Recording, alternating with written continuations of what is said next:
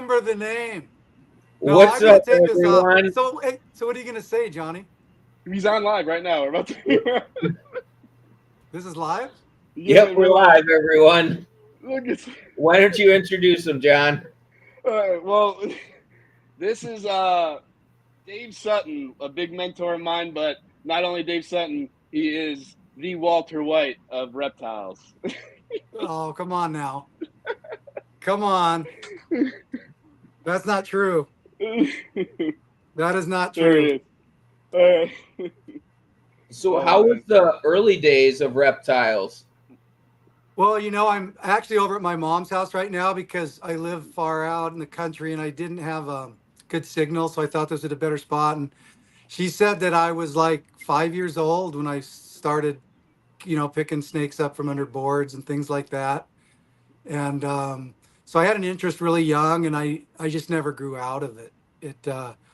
And just kind of worked my way up, and I worked in the pet industry. In the I was a pet store manager for a few years when I was younger, and I learned about that industry a little bit, and I met some interesting people while I worked there. And then everything kind of progressed, and but I'm old enough that I saw the infancy of reptile breeding, basically. From the late 1970s, a few zoos were producing things, but in the private sector, there really wasn't, people breeding reptiles. So, being if you're in love with reptiles and then you can find out you can actually produce them and breed them, it's like it doesn't get any better than that. So I just tried to learn as much as I could, basically from books and things like that. But when I was a little kid, like you could let your kids go and you wouldn't have to watch them every second, like you do today. But like when my mom would go to the mall, I can remember Woolworths. I don't even know if that store is still around, but they used to have pets in their basement. And so like when my mom would pull into the parking lot, I would run to the basement of Woolworths. She'd go do her shopping, and I would be there the whole time until she came and got me. And another store, there was two malls. Another one was Newberry's, a store called Newberry. Same thing, down in the basement. They would have pets down there, and so I was attracted to that. And my mom was good to me as far as buying me stuff. Like she'd buy me a frog or just whatever, chameleon, anoles, things like that. So I was keeping reptiles from a very young age. Um, and then obviously I started to breed them. And then I started out with a pair of California king snakes. I think it was 1984. Wow. And from there, I just kind of built, found homes for the babies, and then working at the pet store, I befriended a guy who actually knew Ernie Wagner, who was the curator of reptiles at Woodland Park Zoo.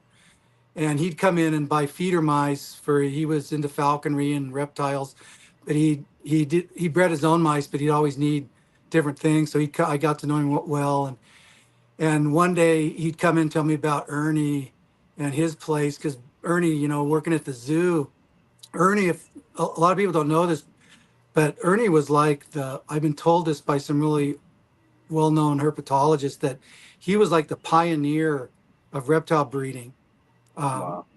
and so one of the founders of it all. And so one day, my friend came in and said, "Hey, I mentioned you to Ernie, and he said that you could come up to to his place." And so I didn't miss out on that chance. So when I went up there to Ernie's, at the time he had 400 snakes in his house, Wow. and he had these cages. I don't know if he designed them or Applegate designed them, but they had drawers in the bottom. So it was like you open the door and there was, "Oh, where's the snake?" And he'd open the drawer, and he had like a little PVC pipe that went into the drawer. And so, they could come up above or That's climb cool. around, or they could go in the drawer as their hide. But just innovative stuff like that. And um, yeah, he was just, and I was pretty young at the time, but I bought some of my first pythons from him. some children's pythons, and that was the first species of python I ever bred. Um, and I'll never forget this too. It's funny. I had these green iguanas from the pet store that I worked at, Wow. and I didn't have a lot of money back then, and Ernie was like, "Well, would you be interested in maybe doing a partial trade for your green iguanas for these children's pythons?" And I'm thinking, Nice. who, why would he want to do that? This is crazy. But he goes, well, no, I've been looking to get some. So I remember going back home, make another trip up and trading him for some green iguanas of all things. Wow. And it just went a long way with me. Um, so I was lucky to see that kind of a thing. I knew when I went up there that day that this is what I was going to do. This was my plan, to be a breeder. And so I never stopped from there. So early on at the pet stores, what all did they have there? Well, it was late enough. It wasn't like, we're talking like early 1980s. So it wasn't like, back early where they were bringing stuff from Australia and stuff out. I think that ended in 73. But, just boas and basic colubrids and things like that. It wasn't anything special. The only reason I was working at the pet store was because had a construction job, but in the early 1980s, the interest rates were so high, the construction market just died. And so I needed a job and I knew animals. And the only thing I didn't know was tropical fish. So I got a big book and I read it front to back 3 times and sharpened up my skills on the fish. And then I worked in the pet store. It was actually a chain of pet stores. There was like 5 different uh, pet stores that the original owner had franchised some of them out. But what's crazy about it, when I was real little, I can remember going to that chain of pet store with my mom. And that was when I was really young. And I remember seeing animals. I wasn't keeping anything then as far as pets go, but I remember seeing, it's sad to say this, but I remember one day I saw red-tailed hawks Wow. for sale in a pet store, baby red-tailed hawks. And you could buy monkeys. You could buy a squirrel monkey for like, $30, $40 in a pet store. Wow. But that's the one thing my mom wouldn't let me have as a monkey. Yeah. Oh, you can't blame her. Oh no. but she did buy me a caiman, which I look back on it and it's like, it's crazy to think, back Wow. then. Yeah, and it's like, it's kind of sad in a way because you see the good and the bad in the pet industry. It's not all good. Yeah. And so I've seen both sides of it, but that's why I always try to take the best care of my animals that I could. Because once you see some of that, I've been to some of the big importers too. Like I remember I went on vacation, forget what year it was, down to Pet Farm. This was pre Strictly. This was back there. You just see that end of it. It's a whole different scope of the pet industry. Yeah. And sometimes it Um, makes you go, like, oh, I guess we're not as bad, like because even sometimes in house, you kind of go where you start to have the numbers, you start to go like, is this a little much? And are things going to be lagging in certain areas? And you kind of don't want that. So I think that, looking at the big picture, you start to go, all right, well, it's not so bad, when you start to look outside, no, that's the thing. It's I don't know. It's and even the shows. I mean, I'll tell you, it comes with age. It comes with age. When I was younger, I didn't even think the way that I think now. But when I Mm, go to shows sometimes and I see these animals in these deli cups and you don't know. It's like with a private breeder, that's one thing, but there's companies out there that I don't know how when they go from show to show or whatever like that. When do the animals actually come out of the cups? yeah. You know what I mean? You know what I mean? So Yeah. yeah. So, but we wouldn't have the animals we had today though if that trade wasn't available. Yeah. I But agree with you. yeah, I agree. but Oh, it's an age thing. Yeah, we just got to learn and do better as we, go. Yep. Well, Yep. well, yeah, it's like I was saying before. I remember when I was young, I'd look through the Field and Stream magazine, and I actually found this ad because I had a mental picture of it as this guy holding his hand out, and you could buy a baby squirrel monkey mail order for 1995. And in the ad, I actually found it on Google searching it, and I actually have it on my phone. But it says eats lollipops, easy to care for, you know. And I can't imagine putting this little Yep. monkey in a box, sending it to people that don't even know how to take care of it. Yeah. Yeah. Yeah, Especially a and that's social back in the animal. '60s. That's a Yeah, social and that's animal back in too. Yeah. yeah, and that's back in the '60s. You know, they Yeah. this was when I was really young. Wow. But yeah, but I don't know. It's different now. Yeah. I So in agree. the 80s, you were breeding snakes. What about the 90s? Well, one of the reasons I've always liked lizards, I think more than snakes. But snakes I do like, and they were easier for me to keep as I was working because with my day job, once I left the pet industry, I was working long hours and I couldn't have taken care of lizards properly because I wasn't there to do it Yeah. during the day. Yeah. So that was with snakes, you could come home. I'd come home, get home from work 7, 8 o'clock at night. I could work till 1 or 2 in the morning, feeding, cleaning. It didn't matter. But with skinks, as you know, they're diurnal, so you gotta feed them in the. I don't like feeding them out afternoon because they'll waste too Yeah. much food. They're out Yep. early to feed. So Yeah, I've learned that for sure. That especially like right now in the summer months, this that when it gets too warm, they tend to kind of recluse and go away, and then you kind of missed your window for feeding. Whereas like if you kind of do it at an earlier time, the plate's there and they're kind of out basking and they're more willing to go out and feed. So I've learned that from you, Dave. And then yeah, kind of and understand it in house, that yeah, you miss their window and they kind of go too far when it gets too warm. yeah, and if you ever get up real early, you'll notice that they're out early, Yep. Yep. earlier, and Yep. so you'll waste less food feeding them earlier in the day. But no, I was successful with snakes. I Probably the biggest thing I did with snakes was I got lucky and produced the first Stardust diamond python in the United States in 2007. And I think I produced 7 of them in my first clutch, and I was outbreeding my lines. I had 5 different pure diamond lines. Um, and that paved the road forward for my skink projects.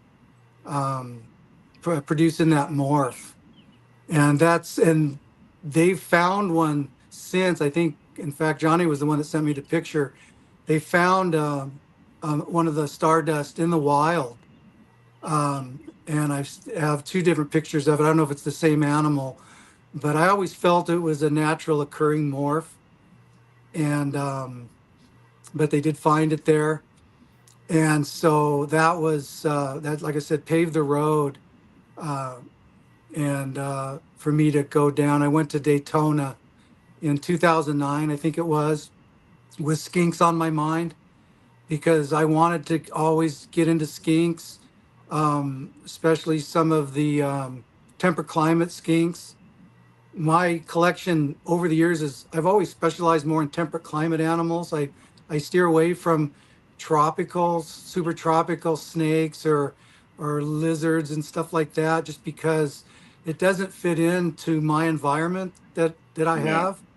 And I think it's important. I think people need to understand that if you're into like Amazon basin boas or green tree pythons, stuff like that, your diamond pythons wouldn't even survive in that environment year round.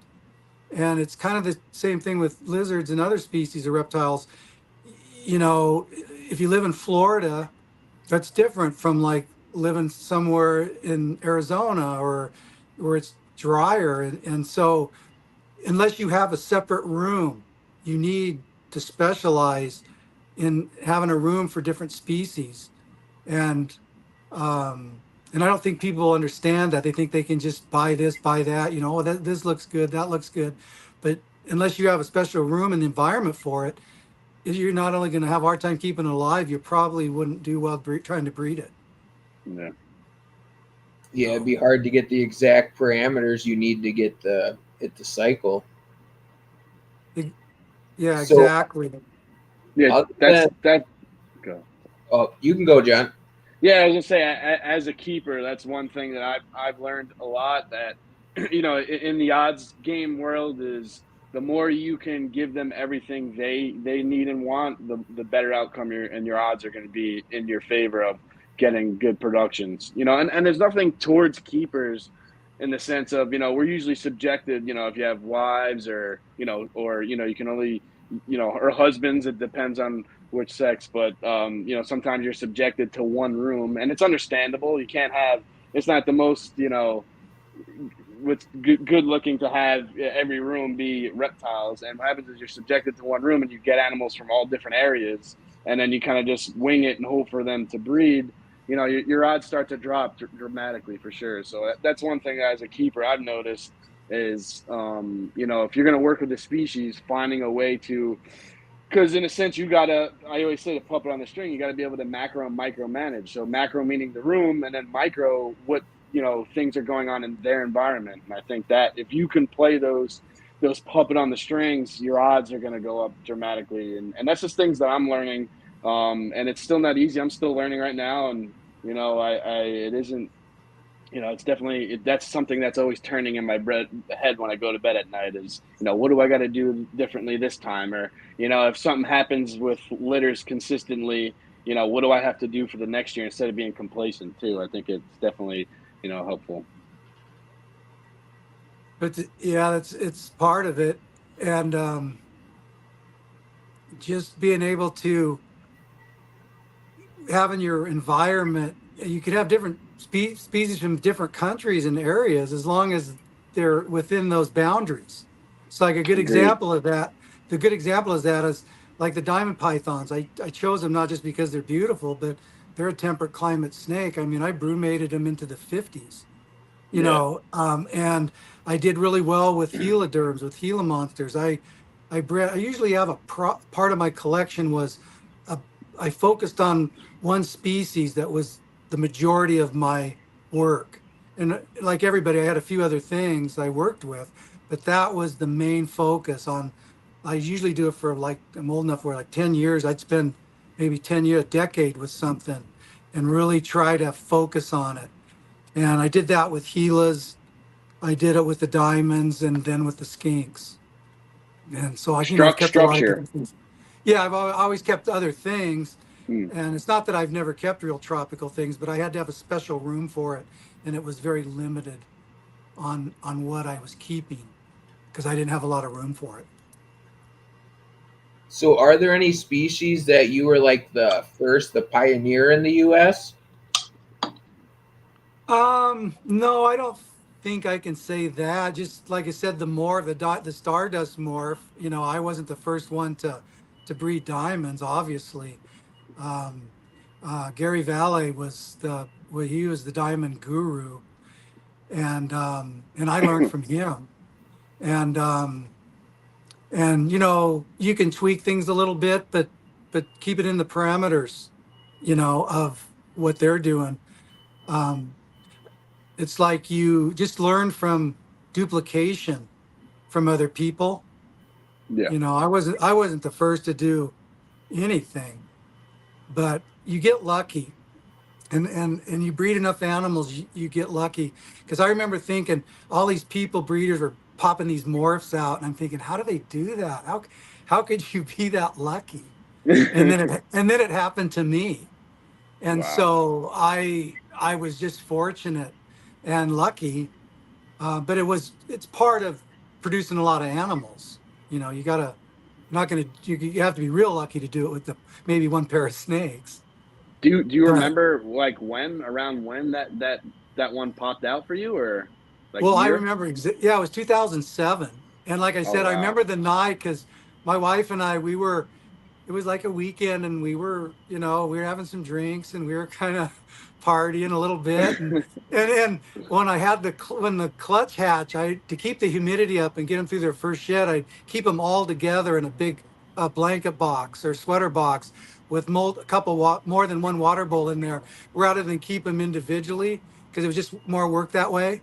They're not going to eat each other or do anything weird, and so I we were partying a little bit, and I'd go in the back bedroom where I kept them at the time, and I was looking in there, and I'd check on them, and I noticed that, wow, she remembers me saying it. I go, this one looks a little different to me. She came in there, and I was looking at it, and instead of being like black, it was like brown to the color, Wow. and the lateral line between the ventral scales and the side scales. With diamonds, they have the white from the belly comes up in this irregular pattern, but that line was straight.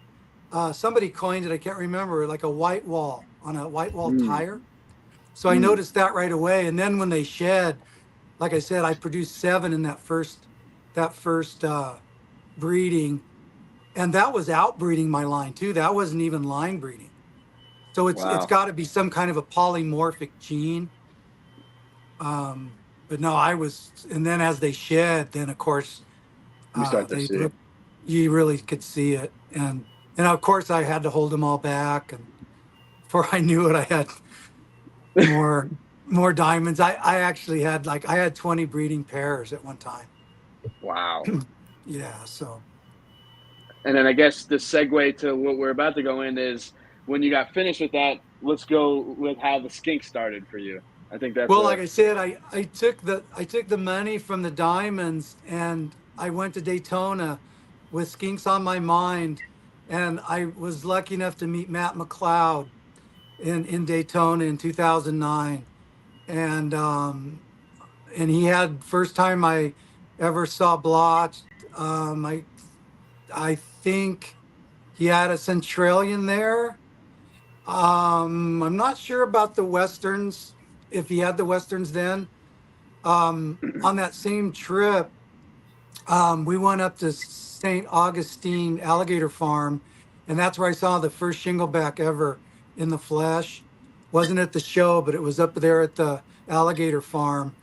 And the guy was really cool there. That was the curator. He let us look at everything, Komodo dragon in the back, and a bunch of neat animals he had there. But I never forgot it. And when I saw that shingleback, I said, I got to have that. I've got to, I've got to get those. And so Matt and I did some dealings, and I can't remember now that I'm thinking about it. Matt got some westerns, and he bred them. And the first year he bred them, he wanted to hold them back, which is understandable. And then the following year, I was first on his list, and he happened to have 2 litters of westerns, blue tongues, occipitalis. And since I was first on the list, I was able to hand pick from both litters, and ended up getting 2.2. And one male in particular was really light in color. It stood out from both litters. It stood out from all of them. And I said, what's your first pick, Dave? I go, I want that one. He goes, that's my best one. We laughed. I go, yeah, I know. That's why I want it. And he was cool. And he was cool about it. And ended up getting that male. And that male, when I bred him to the others I got from Matt, that not all of them were that light, but some of them were, and they stood out. And as you guys know, Johnny has most of my Western breeders. Um, and he's got some nice colored animals there that are descendants from that male. And yeah. I talked to Matt the other day, and he's been retired from reptiles for a while, and he's enjoying fishing there in Florida. But he got me going on this stuff. He's part of my project, and he also had a pair of Western Talico Rugosa Shinglebacks that I wanted real bad, and he wasn't quite ready to give them up. And they produced a baby, I believe, one baby in 2007. So I knew that they were proven, and I really wanted them. And so I got the Westerns from him, and I can't remember how much time had passed, but I kept up in the ante, and finally, we agreed. He agreed to sell them to me, and it was a little bit of money for me back then, but I just I had made money on like I said the diamonds and the other things, so I invested it in that pair, and with that pair, I produced within a few years. I had 25 Rugosa in my Wow. facility from that one Wow. pair. And and I'm proud of that. A little bit of it was luck, but I think Florida, with the humidity and everything down there, I don't really know how you dehumidify a building or whatever. I'm sure it can be done, but it's just they don't do well in high humidity. I read an article once where they took Western Shinglebacks, and this is in Australia. They moved them from, it was either a zoo that was in an arid area, and moved them to, I think it was Melbourne, to a zoo, and within 1 year they died because Wow. of the humidity difference. And being in the same country. Australia is obviously a big country and a lot of diverse ecosystems, but I never forgot that. And so I don't know. I don't live in a humid environment, so I never had to deal with it. Yeah. But So what's the max humidity so people know? Like no more than 70? most of my cages, it depends on the year or the season, but I want to say my cages are like 40, 45%. So it's pretty, and I think I'm keeping them a little too dry, to be honest. I do keep a water bowl in their cage, 24/7, but my cages are vented very well. I custom built most of my cages. Um, and they're good sized cages, so they have a good thermal regulation there in the cage. Um, but yeah, I don't know. I mean, I have some hydrometers in there, and it varies with the season a little bit. But I Yeah. just think like if you're 70%, that's like for I keep like super Joifrey ticks at that humidity. That's super high. They wouldn't do well at that. Yeah. I mean, And here, maybe here. Go ahead, Dave. Sorry. no, I'm just saying that maybe northerns, and even though blotched or from Australia, they come from a high enough altitude and more of an alpine habitat. I think it's a little more humid there, and I'm not an expert in the wild. I don't want to sound like I know what I'm talking about there, because the only experience I've had is from captivity, and so I just know shedding. You can learn a lot from animals by how they shed. If they're not shedding properly, then your humidity's maybe not right. And with blue tongues, as you guys know, they have burrows and they live under the ground and stuff. So it may be really really arid up top, but they can get humidity by going into their burrows. And that's why I think we have a lot of toe problems in captivity, because when they're down in that burrow, their toes are in the dirt, and the humidity levels are higher, obviously, down in there. Yeah, So I'd attest on that. And recently, I because during the wake up period, like it's still technically winter here, so it gets really dry. So I mean, I would like bigger when I kind of move these guys and kind of build another little detached garage.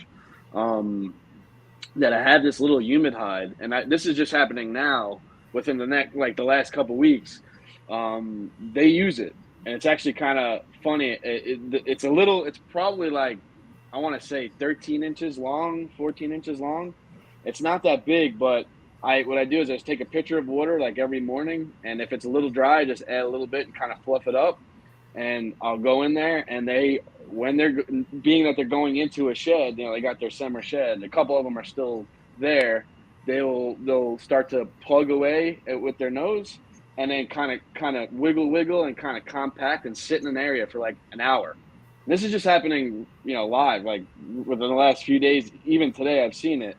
So I'm noticing that they understand and they utilize it. So that's something I'm going to take when I go. But going back to Dave, the humidity, here I have gotten them, the past few years. Actually, been I had oxyvitalis going on. I think it's 4 years or 5 years now. That when summer comes, there's this little little micro moments where the humidity will spike, and it's usually going into late night that'll happen. Why? Because what happens is as the night drops down on the outside, the air condition kind of covered what the ambience would be, and it will just kind of regulate and stop working. And what happens is the humidity will start to spike. So I've noticed that in that 60 range, 65% range, they have been okay. So I think that what's important is having good airflow. I think stagnant air, from what I've noticed, is probably not the best idea. But having a good fan running, keeping things constant, exhaust fans, and trying to be able to micromanage. But when summer, being that summer here, it kind of gets subtropical, so it's very hard sometimes to get it right. There's certain things that you could do to kind of get it away, but I haven't noticed any problems going into that 60 range. But this isn't all year. I think wintertime, I think it would be a different story having it that high. In the winter, it's like 30, 35, depending if it's a rainy day, it might go 40. Yeah, I think the key there is, John, is you're not keeping the humidity all the time. I think when it's a constant, that's Mm-hmm. when you have issues.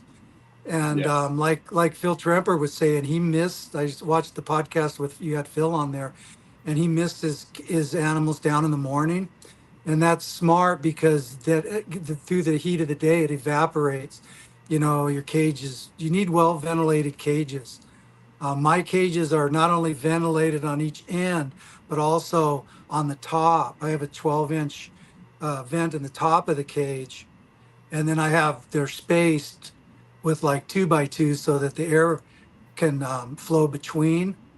And like John was saying about fans, I'm a huge believer in fans. I run fans 24/7. I push like from one going one way and this way and then back another, feeding through the heaters back the other way. And and then an exhaust fan, if on a cooling stat, that if it gets to a certain degree, it kicks that on, and that fan, it'll actually, it's like a heavy duty fan. It'll pull the air right out of the cages. Yeah, So absolutely. and it's important that, and like I said, I'm dealing with temperate climate species. I'm not dealing with northerns and Iron giants or tropical Closer to the lizards. equator. Yeah. Yeah, and that's another thing is, as people know, when you're dealing with tropical stuff, your light cycles like the equator's like 12 on, 12 off. And instead of a hot and cold, it's a wet and dry kind of a thing. Yeah. So it's a whole different thing. And that's, I think, why I was so successful, is because my room and everything was designed for temperate climate animals, whether it be the Gilas, whether it be the diamonds, or now the Australian skinks, because I didn't choose northerns. I chose the westerns from the desert, and the centralians and the shinglebacks, the western shinglebacks, and the blotched. They're kind of, the blotched, I think, need a little bit more humidity than the others, but like I said, I'm no expert with those because I've never bred them, but I did enjoy keeping them. I kept them for like 7 years, and but it was time, and John got it wasn't proven male, but the male that meant the most to me. He was just a spectacular male. I wanted Johnny to have him, and I think, isn't he the one that's doing most of your breeding there, John? Yeah, going back, that's how we met too. A buddy of mine, Paul. Yeah, Paul Wool. He yeah, set us up, and And Hmm. that's how it started for me. And that male, it looks like, will be the 4th year in a row being a sire. Unreal. And he's just one of my favorite skinks, to be honest with you. Yeah. Yeah, I call him my little punk. You remember him, Dave? He's a little Oh punk, yeah. little Well, hissy I pissy punk. well I like yeah, and he was actually produced by Kim Lancy. Yep. Kim has probably bred more blotch than anybody in the United States. I don't think he's producing numbers now because he's recently moved, but that animal was produced in 2010. So he's up there in age. Yeah. But had real nice orange splotches, which is kind of unusual for blotch. Most of them have like a pink or a yellow, but Hmm. Kim was producing a few that had the orange on them. And man, pretty. And you produced some orange animals now, haven't you, John? From that? Yeah, I have quite a few that I produced, but yeah, I mean, we're trying. It's funny. I'm trying to get Kim to come on the podcast to see if I can get him. Right, I'm sure Alex is trying too. We'll get him eventually. Yeah, well, yeah, I think he's gonna come on. So, Well, but yeah, no, I produced quite a few, and I know Kim likes this too. Is some, and I'm sure that's something to talk about if we can get Kim on here. Is some of the striped animals that come out are really cool too. Like if you can get like the double combo of like a real orange with very nice streaky stripes, I think that's something, especially in person. You kind of go, wow, that's pretty cool, and I'm sure Kim could attest too. no, I had some like that from Kim, at least Okay. one and it almost looked, if you look at the way the scales were colored, it almost looked like someone painted Yeah. feathers Yeah. on the back. It's just spectacular.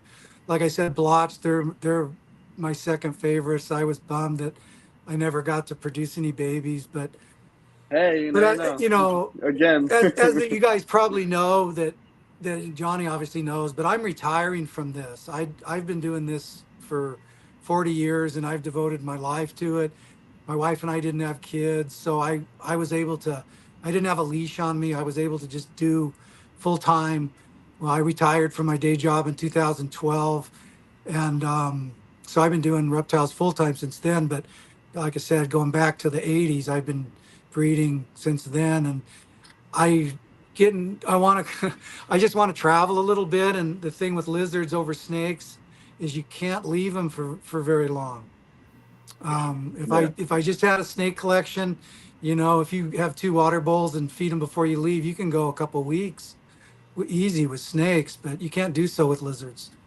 And I'm Yeah. getting to that age where I feel, like I said, very thankful that I had a good run at it. Juiced a lot of nice animals, but I want to.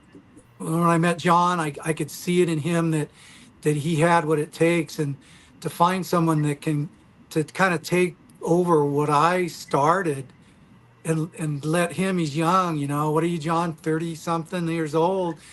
Gonna, You're yeah, be you can 34. you've got time to move forward with it. And thing with Shinglebacks is what people probably know or don't know, they have a long lifespan. I mean, people say 50, I'm saying like maybe 75 years, who knows. And so Wow. these are animals that, like, if you're in your 50s and stuff and you're buying babies, they're going to outlive you. And so you've Yeah. got to think about where you're going to place them. Usually, with most, I mean, some of the other Taliqua, they say in books 15 to 20, but I know they go longer. Nah. Yeah. Definitely. Um, but yeah, they're long lived. And part of that is, I think, with Rugosa, one of the names they call them is the sleepy lizard. And you'll see that in them where Phil touched on this a little bit about how they estivate in the summer, where when it gets real hot, they'll go into kind of a dormancy.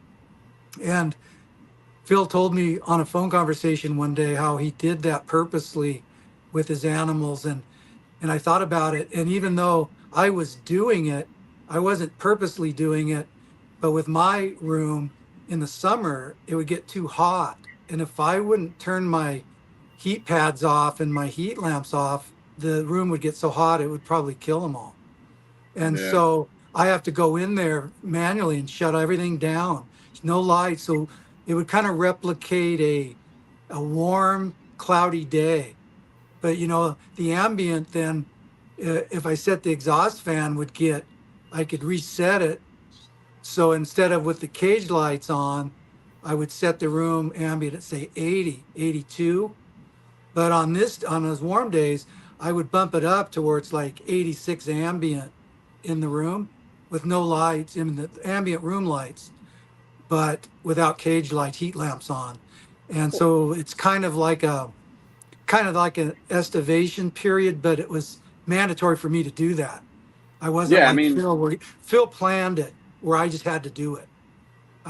yeah, So I think and the thing is not even just a cloudy day. Is like what I'm noticing is even just like them kind of burrowing down, and I think that's something that mm, I'm even listening to you and listening to Phil with the estivation. It's like you look at it as like a car or like a warehouse, or like I guess you could use an example like a car. Whereas like when the engine gets hot, there's something to regulate it. There's a sensor that goes off, and I think that's what they are. Is like it being that they're like a computer system. Is there when certain sensors reach a certain level, we need to do something about that. And I think that as keepers, that's something I'm learning is being able to be that understanding how the sensories work. And you know I know Dave, we always talk about behavior, and I think that's the strong suit that we have is like seeing what's going on. And I think that's something I'm learning is being able, when it gets to those certain temperatures, maybe even a time of day where I go in there and I go with the air conditioning, like you said, put the ambience a little high, but on the timers of the lights, we're shutting them off for those few hours. And then maybe kind of later when I start to bring the air conditioner down, as like we're mimicking going towards night or sunset, that I put the lights back on. And that's something I'm doing new this year is I have a timer where, whether it's going to shut off mid to late afternoon, and their lights are completely off, and then towards the night, maybe on for like a couple more hours. But as I'm doing the late night, I'm bringing those ambience down a little further. And I think it's just one of those things, understanding the computer system of the animal. And we watch it live where right now a lot of my males they're done, they're not really even out at all, but I still kind of cycle them with a little bit of light cycle early. But those are things that is something that I starting to see, and I'm learning from you how you do it, and I'm learning it from how Phil does it with estivation. I think it's very important to their for them preserving wise.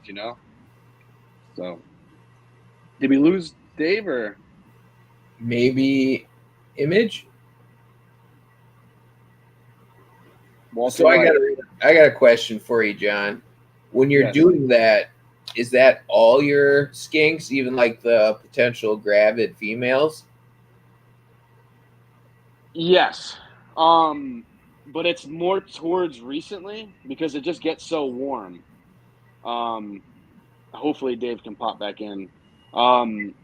Yeah, so but Dave made a great point is, when it's really hot outside, having kind of an ambient set can play a big role. I think that like if you were to like, especially for like you said, and I think you made a great point, is that when you have gravid girls, you don't want to start putting them totally into a drop of temperature and estivation because you're going to mess with their hey, process. hey, Um, real quick, can you guys hear me? we Yep. got you, and we see you Okay, too. what happened was I was wondering about this. I'm new to this, I'm kind of illiterate when it comes to computers and stuff, but someone called me and left a voicemail and it bumped me off. Oh. Well, you're good. So, We're back. Yeah, no okay, worries. No, but it was simple. Alex does it right. He asked me a question, and we knew you would come back. okay, So yeah, um, we were talking about how and I think you made a great point, Alex. And maybe that's maybe be a great question for Phil when he comes back on, because I think that maybe it could be helpful to us because I know he does things in estivation, but I know he probably wouldn't do it towards gravid females because you don't want to go dropping the temperatures when they still need to kind of have a little session. So I don't want to answer for Phil. Maybe Phil, we can get Phil back on, and I think it'd be an absolute great question to ask. But I think that yes, you could do it, and I believe that. And Dave, we were talking about how to micromanage in a sense that if it's really hot, we shut the lights off. But I think, Dave, you made a great point that when that happens, you still want to have some type of, set like having them in above 80s, I would say. You don't want to go, when you mimic a very hot summer day, you don't want to now stick them into estivation and drop into the 70s. You don't want to mess with a gravid female doing that. I think that if you have a set temperature, maybe in those and I think Dave said 86, 85, but their lights are off, I think that still helps regulate the temperatures that they need. But I think also another good thing is for people out there, and I've learned this, and Dave, we talked about this recently, and you actually liked it because I would take pictures of my animals with cork bark flats. Is I think what's good about the cork bark flats compared to other hides where there's a little bit of a gap.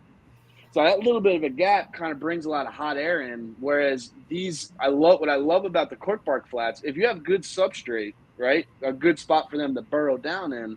But what's cool about that flat is they could burrow underneath that whatever medium you're using, whether it's pine shavings or as they burrow down there. Now what happens is that flat is basically sealed on their back, and that's not bringing in a lot of hot air. And I think it's really good for regulation of temperature, where we're not getting them too hot when it is a heavy summer day. And I think, Dave, I like that you brought that up, that you said you like that. And I've been seeing that, having cork bark flats really help kind of, insulate in a sense. And I think it's important when you kind of have those temperatures. When it starts to kind of spike, God forbid, you're not around or something like that. I think I noticed that if you could pull open, it could be a real hot day. And especially more my males and females, females are always usually warm to the touch when they're gravid, I've noticed. But males on a hot day, when you pull open that cork bark and you touch them, they're still pretty cool for how warm it is on the outside. So Yeah, that's like I said, when I turn the lights off, I readjust the cooling stat on my exhaust fan. So instead of 80, I bring it up to 86, and where it actually will get warmer than that, but I don't want it to go over like 90. So that's why yeah, I set it at 86. But I've noticed that they like it about 88 degrees. Most gravid, even like snakes, they like that 88-degree mark. And they prefer to be 88 degrees in their hide, secure, than to have to come out and bask and be out in the open to achieve that body temperature. So that's when I tell people that have bought animals from me, and I would think this too, and obviously it's seasonal, but in the summer, like you're saying, when they're gravid, I keep the cool side of that cage gets up to 88 degrees on the cool side yeah. during the day. Now it's not there from morning to night. It gradually builds, but for a good part of that day, so they're getting that warmth, but they don't have to go. And I don't know what you've noticed with the animals in your cages, because your cages are a little bit different than mine in design, those open pit cages. But they don't mind. Jinglebacks really don't bask all that much. Like I said, I keep them warm in the summer, and they prefer to be in their hide, warm, than to Yeah. be under the heat lamp. And what I'm noticing too, just being that I have a lot Mm. of the variant species, and I'm sure Dave, you could absolutely attest, is you know, with Rugosa, they're more like, I think that I like that idea of keeping them somewhat warm because they're heavy bodied compared to some of the other species where I think thermal regulation takes a little more because they're just so bulky, heavy bodied kind of structure where, getting them regulated takes some time. I think, it's almost just like a giant mass, and I think that getting them that temperature, making them able to get where they need to get to, because you don't want to go the other way around where it's not, they're not getting where they need to be, but obviously giving them a spot to cool down, get themselves being able to cool down plays a big role. And I noticed, those cork flats, they love them a lot. So, and then with the pits, see, that's my trouble right now. And I've did this, and Dave, you've seen it. I think Alex, you might have seen it, is that especially during wake up is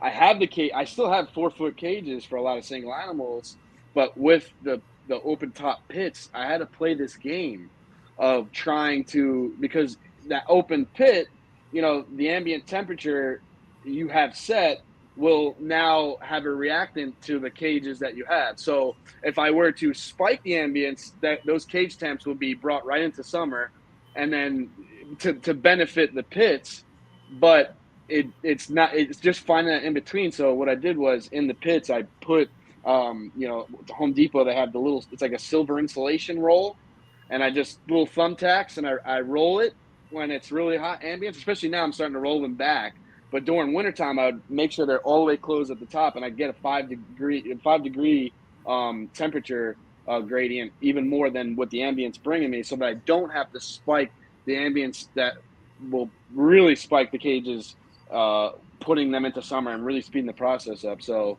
I think that's where I finding that happy medium really helped with getting those insulation, the little rolls. Well, So because it was hard finding in between. well, that's why I think the heat pads are important. And I know some breeders don't like them or don't use them and don't need them. They've been successful, and that's one thing too. I'd like to mention is just because someone and like myself has been successful doesn't mean I'm doing it correctly. I'm doing it well enough to produce babies, but that doesn't mean it's right. It's 100%. Yeah. And so there's different ways to do it. And but that was like with the Gilas. I know Gilas in that genetic tree are very similar to Shinglebacks in the fact that they both store, they're both semi-fossorial. They both store fat in their tails. Like, you can tell the calorie if it's got good body weight. You look at the tail. If the tail's nice and plump, you know that that's a fat, good breeding condition animal. And with shinglebacks, you'll see their tails flatten out as they become gravid or as they mature, the babies mature inside the body. And you'll also notice they'll start carrying the weight really low, and you'll see their sides to come out, and you can see the backbone Mm. across the back. And but I I gave my cages, since I custom built them, I actually have like four different, on the warm side. I have four different temperature gradients on the warm side. It's not just a light. I have a ultra therm heating pad that I had custom made to fit the cages. I special ordered them from the bean farm back in the day, and they were made in Scotland exactly for my cages. So front to back, and the wide one, I think they're like 11 and a half inches wide. Yeah, I have Well, those too. the part of it, the front part, it's open, right? So it's just the pad and the substrate, but then it goes back under a shelf that I have, and I like the shelf system that I put in my cages because the animals, if you think about it, they're getting predators from above, so they can move out from the shelf onto the pad, or they can go underneath half of that shelf on the pad, and that is warmer there because it's a radiant heat, and the top of that shelf catches that heat low. It's only like 4 inches tall there, so it's hotter on the pad under that shelf than it is out in the open. And then just outside of that is my heat lamp light on a 12-inch slate tile, so that the lizards can either be under that shelf without any heat, just the ambient from all of that heat source around them, or they can move forward and get the basking light, or they can get over on the heat pad. And so, like John was saying, those animals have some weight to them, to heat their bodies just by Takes having a one lot. little bulb. But yeah, one little bulb. The biggest mistake people make, especially with large lizards, is giving a big lizard a little heat lamp, because in the wild, they're getting full sun. They can warm their whole body. And that's So, that's that's what I see, is if you can have like both ends of the spectrum, if you could be able to get them very cool, but also being able to have them very hot, but then finding the in between, it's like a puzzle piece, just trying to connect everything. I think your odds of having success is going to be a much more, more of a benefit than kind of having it like I have to keep it this way and I don't want it to do that way. Whereas you could say, hey, let them be able to do all that, and I'm out. You be in control of what you got to be in. And I think both of you for sure, and everyone watching is you notice like when you go in there, a lot of gravid females have a routine for a reason. They're all different in their own, but when you go in there, I'll go in there early in the day.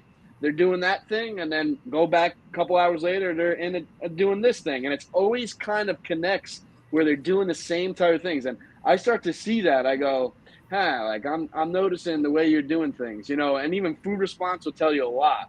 you know, especially early, you know, after in that ovulation process when they're starting to kind of get things going is, you know, you definitely see a lot. But it's just watching those females have their routine is really something cool and to really watch. I say it's like the rotisserie chicken. You know, they're Mhm. regulating, they're going this way, and then you know, a couple hours you see them somewhere else, and you start to go, I see what's going on here, and most of the time, you know, you guys know that you kind of put it together and say, hey, you know, there's definitely should be a litter coming from this. You know, obviously some of them play tricks on you, but usually if you as a keeper and doing it for a while, you start to kind of get the idea of how everything is going. Yeah, I agree. I agree 100%. One thing I've noticed about Shinglebacks over other Taliqua too is they seem to have more personality differences as far as they're not as similar in personality as the other Taliqua I've kept. As far as some are very shy, some are Yeah, more outgoing. Some females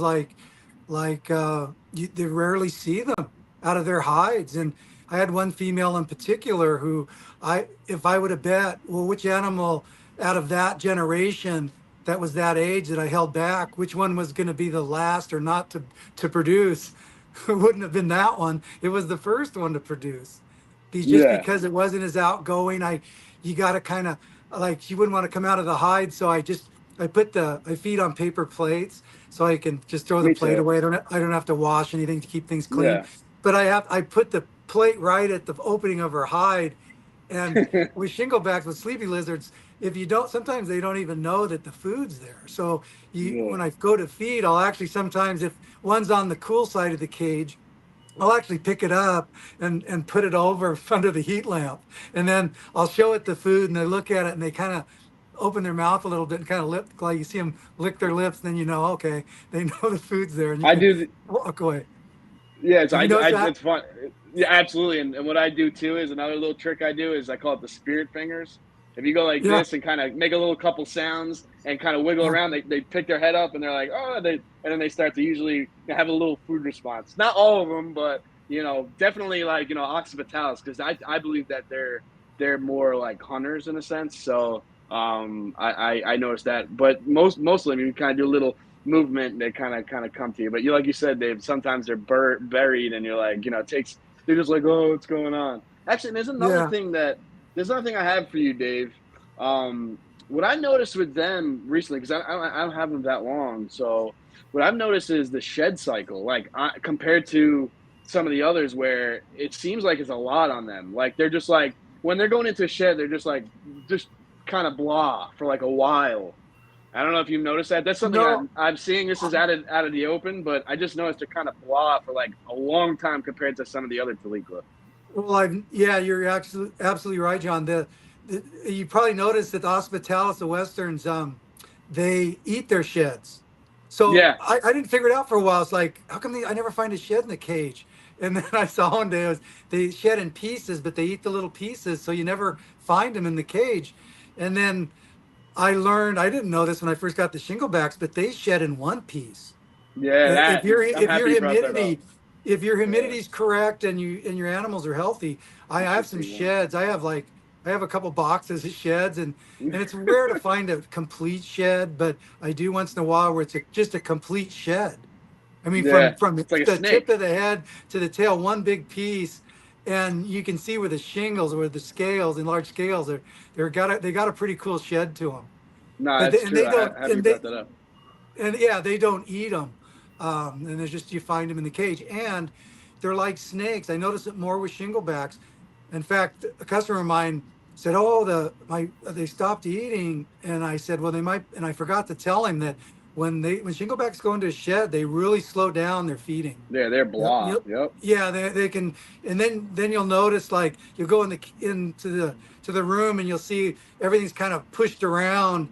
They kind of like a nice thing, like the cork bark works well for them. Like a snake, they like to be able to push up against something to get that shed off. And I'll miss them when I can kind of see. You'll see they look a little opaque, and they just kind of Hmm. lay in the hide. You don't see them out much when they're going to shed. And I have noticed that they shed. A lot of my animals will shed really within the same week. They don't. It It is funny has how it's a it routine. yeah, in a rhythm kind of Yep. together because I had a few animals, and but I've really enjoyed them. They're just a really special animal, and I feel fortunate to have been able to work with them and had the success I had with them.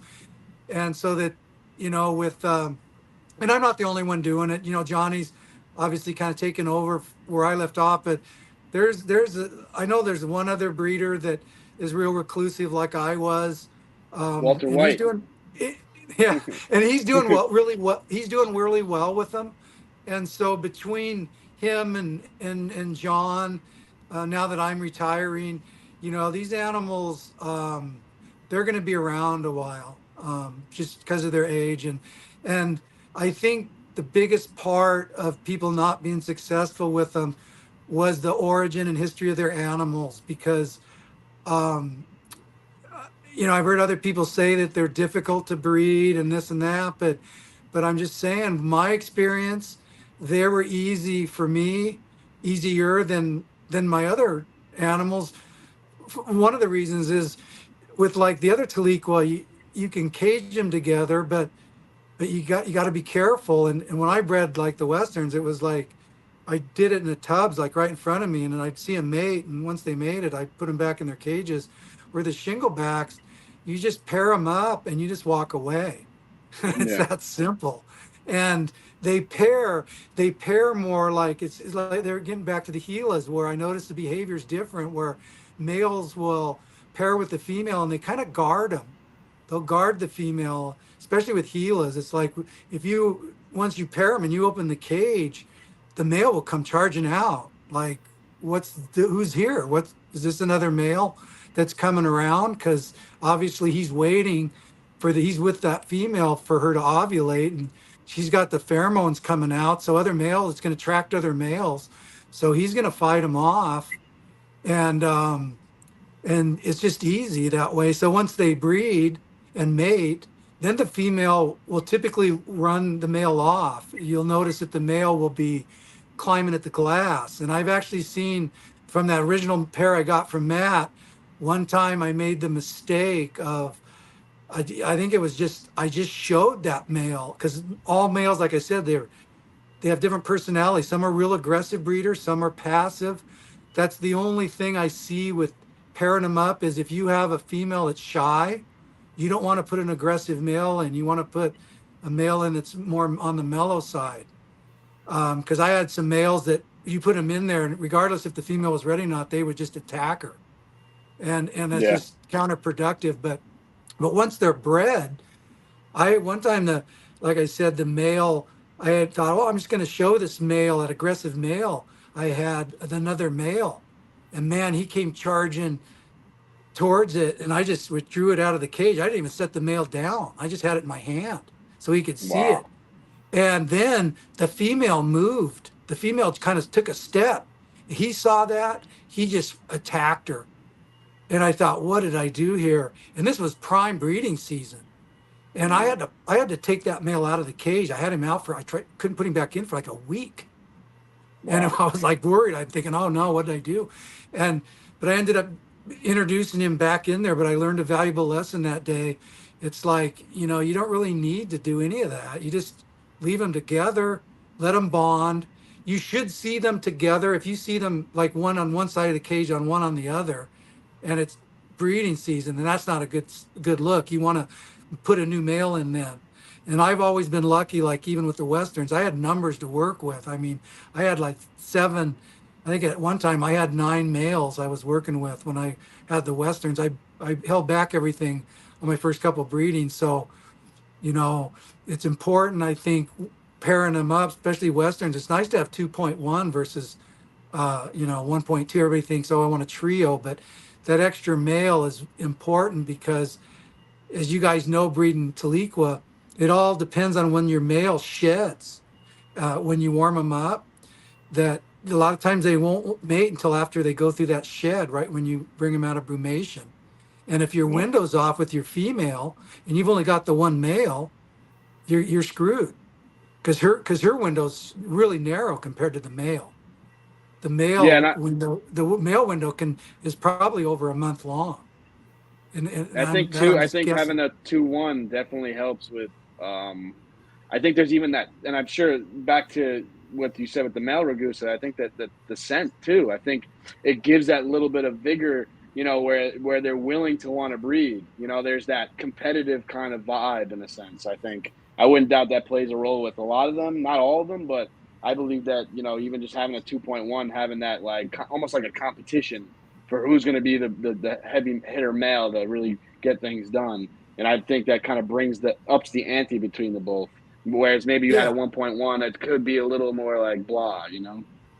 Yeah, and I'm not talking about putting two males in with a female in the same cage at No. the same time. I'm talking about no, I'm talking about like with my Taliqua, like I said, I bred them like in front of me, like Yeah, like while I'm watching, and then I separate them. Or like I said with the Shinglebacks, it's easier because you just pair them up, you leave them, and then once the female's bred, the male will usually you'll see him trying to climb out of the cage, pacing the cage. So I remove them usually after I leave them together for about 2 months, and then I'll remove the male, and I keep them all separate. So the male's cage is empty while he's in with the female. I just put him back in his own cage.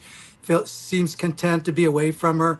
I had an instance one time where that original pair where I don't know what he did to the female, but that was before I knew that, because the first time I bred Shinglebacks, I didn't know they had bred, and I only had the single baby, and so the female wasn't showing that much. And I looked in the cage one day, and here's this baby walking across the cage, and I had the that pair must have been together, something. and I was like Yeah, I said, I was like weak in the knees, and but since then I learned over working them over a decade that you want to take that male out because it puts stress on the female. It's competition for food and everything else, and I'm sure in the wild that they don't need him around, and they'll repair in the spring again. But I think in the wild, I think he would leave.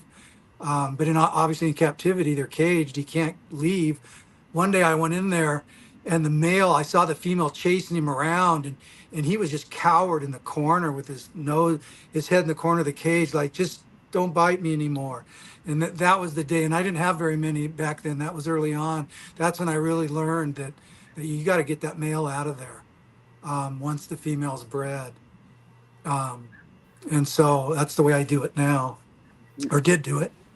well, and you want to be safe than sorry, like I think it's like I think we talked about this where there's not a lot in the states, so just being able to cross your I's, dot your T's, I think it kind of really helps. Yeah, and I mean, you read a lot of stuff where you see people in the wild flipping tin and seeing shinglebacks, and you'll see like, multiple animals. I'm not sure the sex ratio in the tin, so I'm sure they spend time near each other and what have you. But if she wants to get away from the male, she can. And in captivity, they don't have that option. So that's important. And then another nice thing about shinglebacks is I leave the babies in with the mom. The male's been removed. I switch over from like aspen shavings to paper to like brown construction paper, because when they're born, they'll first thing they'll do is eat the yolk and the placenta and all that, and that stuff picks up so many shavings that I'm worried that the baby will consume and eat those shavings and get an impaction. So right before they give birth, I switch them. The females have bred, I switch them over to paper, and I've had good success with that. Um, and and also I've noticed that almost every animal I've ever bred, whether it be a snake or a lizard, they're very thirsty after they're hatched or live birth or whatever. So I give like a little Tupperware lid off of like a food container. It's super shallow, and it's usually they're blue in color, which is kind of the color of water. I put that in, but I'll put the babies right to water. I used to do it with Gilas. I just hold them in my hand, put them on the water, and they just drink, drink, drink, drink, drink. And same with snakes. So I think that's important. In fact, I think, early on I could have lost some animals because of that, just because maybe my water bowl was a little bit too tall and the Mhm. babies couldn't, not with the shinglebacks, of course, but because that was later on in my career. But with some of the earlier stuff, I always wondered, because just stuff just seems dehydrated. It'd be interesting to find out from other breeders, if they notice that. But Hmm. um, but I think it's important to give I them got a water tough like day question. one. Got I got a tough question for you, Dave, because Yeah. I always heard, and I agree to a certain extent, but the what's the word, like compatibleness with, like, I know, like, it's always said that they're bonded for life. Do you fully agree with that? I would have to feel that it's in a sense more or less compatibility than, they're with each other for life type thing.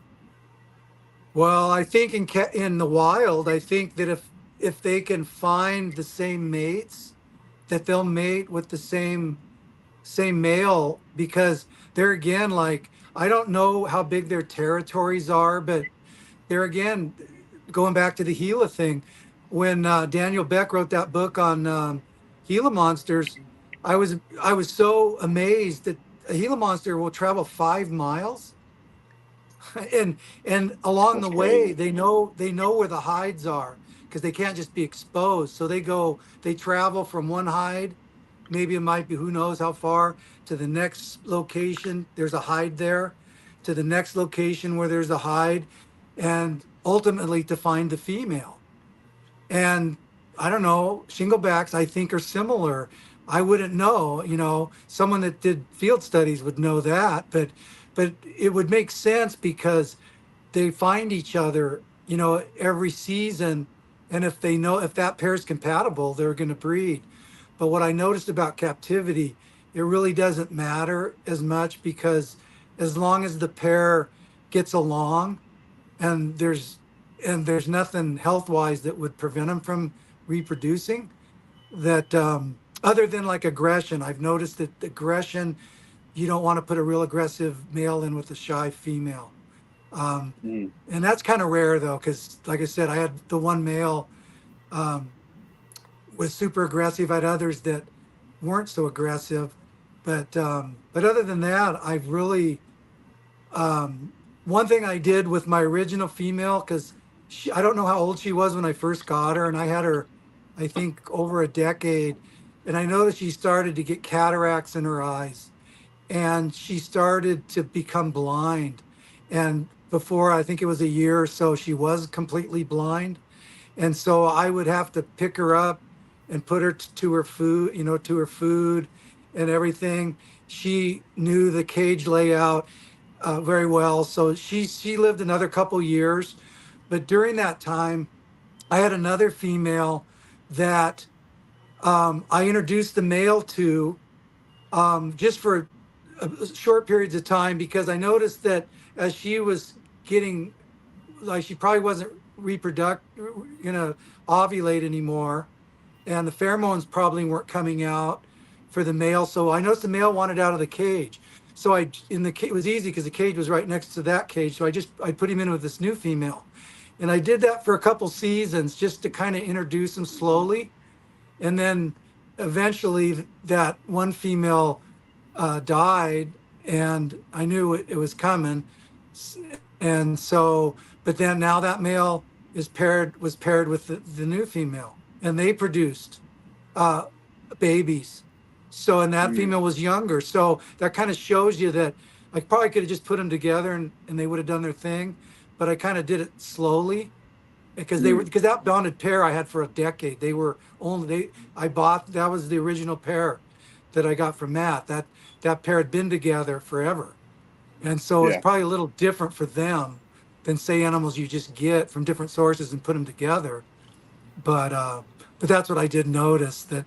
And I think I heard somebody else talk about cataracts. That's a sign of obviously old age in all animals, Yeah. and maybe No, people too. But no, I'm happy you touched on that. I think it's cool to see, because I know, it's always a big saying with the Rugosa is, the bonded pair for life. And I think, just being able to understand what you've seen, and I think it's pretty cool. yeah, one thing I'd like to touch on too is the third eye is the layman's Oh term yeah. for it, but it's the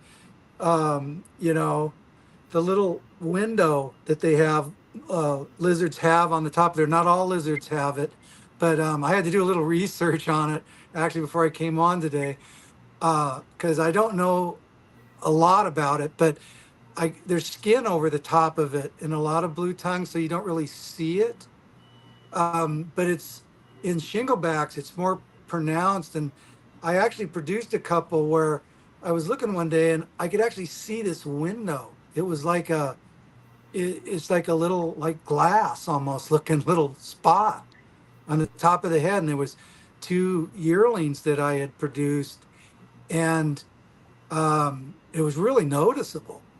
And we did some research, and I found this article from a study they did in Australia where they put tape and stuff over it, and they use it as a navigation device that they like the one that they taped over, it couldn't even find its hide or anything.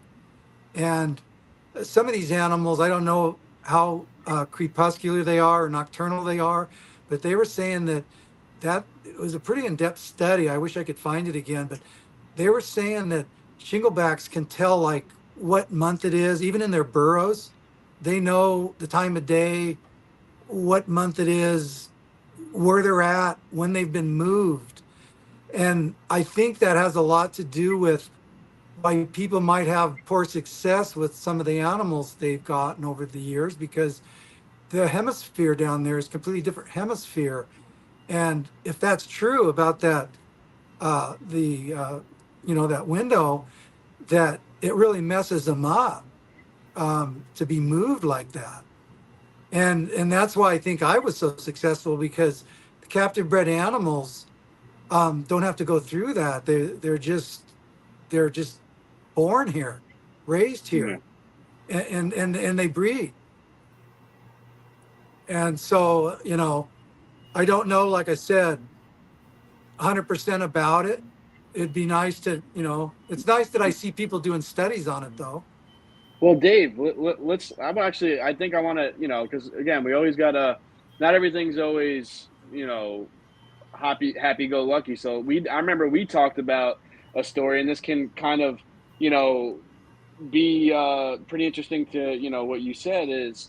So I have a sparrow, and I just believe that, and I'm trying to figure this out myself, is that they need almost kind of like blotched, like an understanding, like a cycle, in the sense that being that they're more southern form in Australia, they get a lot colder, and I believe that they are similar to blotch, being able to like if you wake up your male early. You're going to be able to kind of have a little better timing because I do believe when you wake them up, you're the clock is ticking in a sense. And I remember, Dave, you actually brought this up. That could be the reason. And I kind of said, oh, that makes sense. Is I was like, hey, like, I have them together. Why don't I try to, because I have two different rooms. Why don't I try to move the female Aspera into the cooler climated room, and I can wake up the male first? Because I do believe that that's a little bit of a key, could be the key to success with some of those cooler species. But what happened was, and this could be to your compass situation, and it really makes sense, is I moved the females, both of them, I have two of them, and I moved them into another room. They were in a deep sleep. And then I put them in another cage to say, hey, like maybe we could try to make this work this way.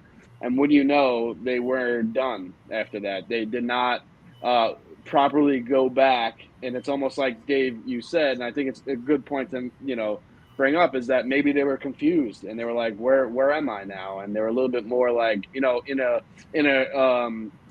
fight, flight, survival mode kind of thing than doing the proper, let's cool down for hibernation / brumation. I think that, hey, this could be a great point that you brought up, and maybe that's a part of that story. So Well, yeah, you're right. If you think about it, it's like when lizards and even snakes. As a kid, when you weren't quick enough to grab that snake, it knows right where its hide is. It's beelining yeah, for that hole. It's it's so gone. true. And it's like Yeah, when you put animals in cages, they snoop around. They know, okay, the hide's here, water's here, shit, the shelves here, basking's here. They know where they're going to brumate for the winter. They've already checked all that out. So to take them, and when they're in a cool state like that, they're defenseless. They Yeah. can't do anything. That is so unnatural. It'd be like if they were under a in a burrow and a bulldozer came along and unearthed them. They would just be like, "Oh, this is it. This is the end of the world. I'm Yeah. dying."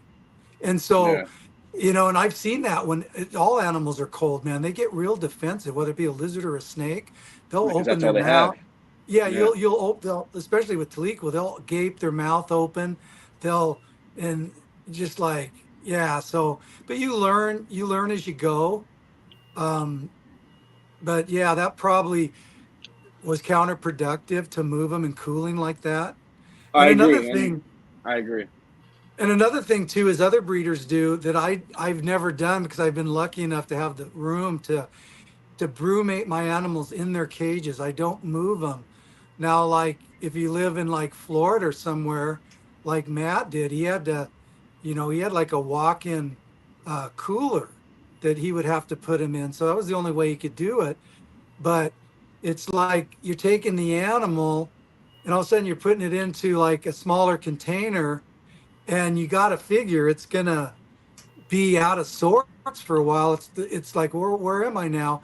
And I understand that if after a few seasons they get used to that, so it's not a big deal.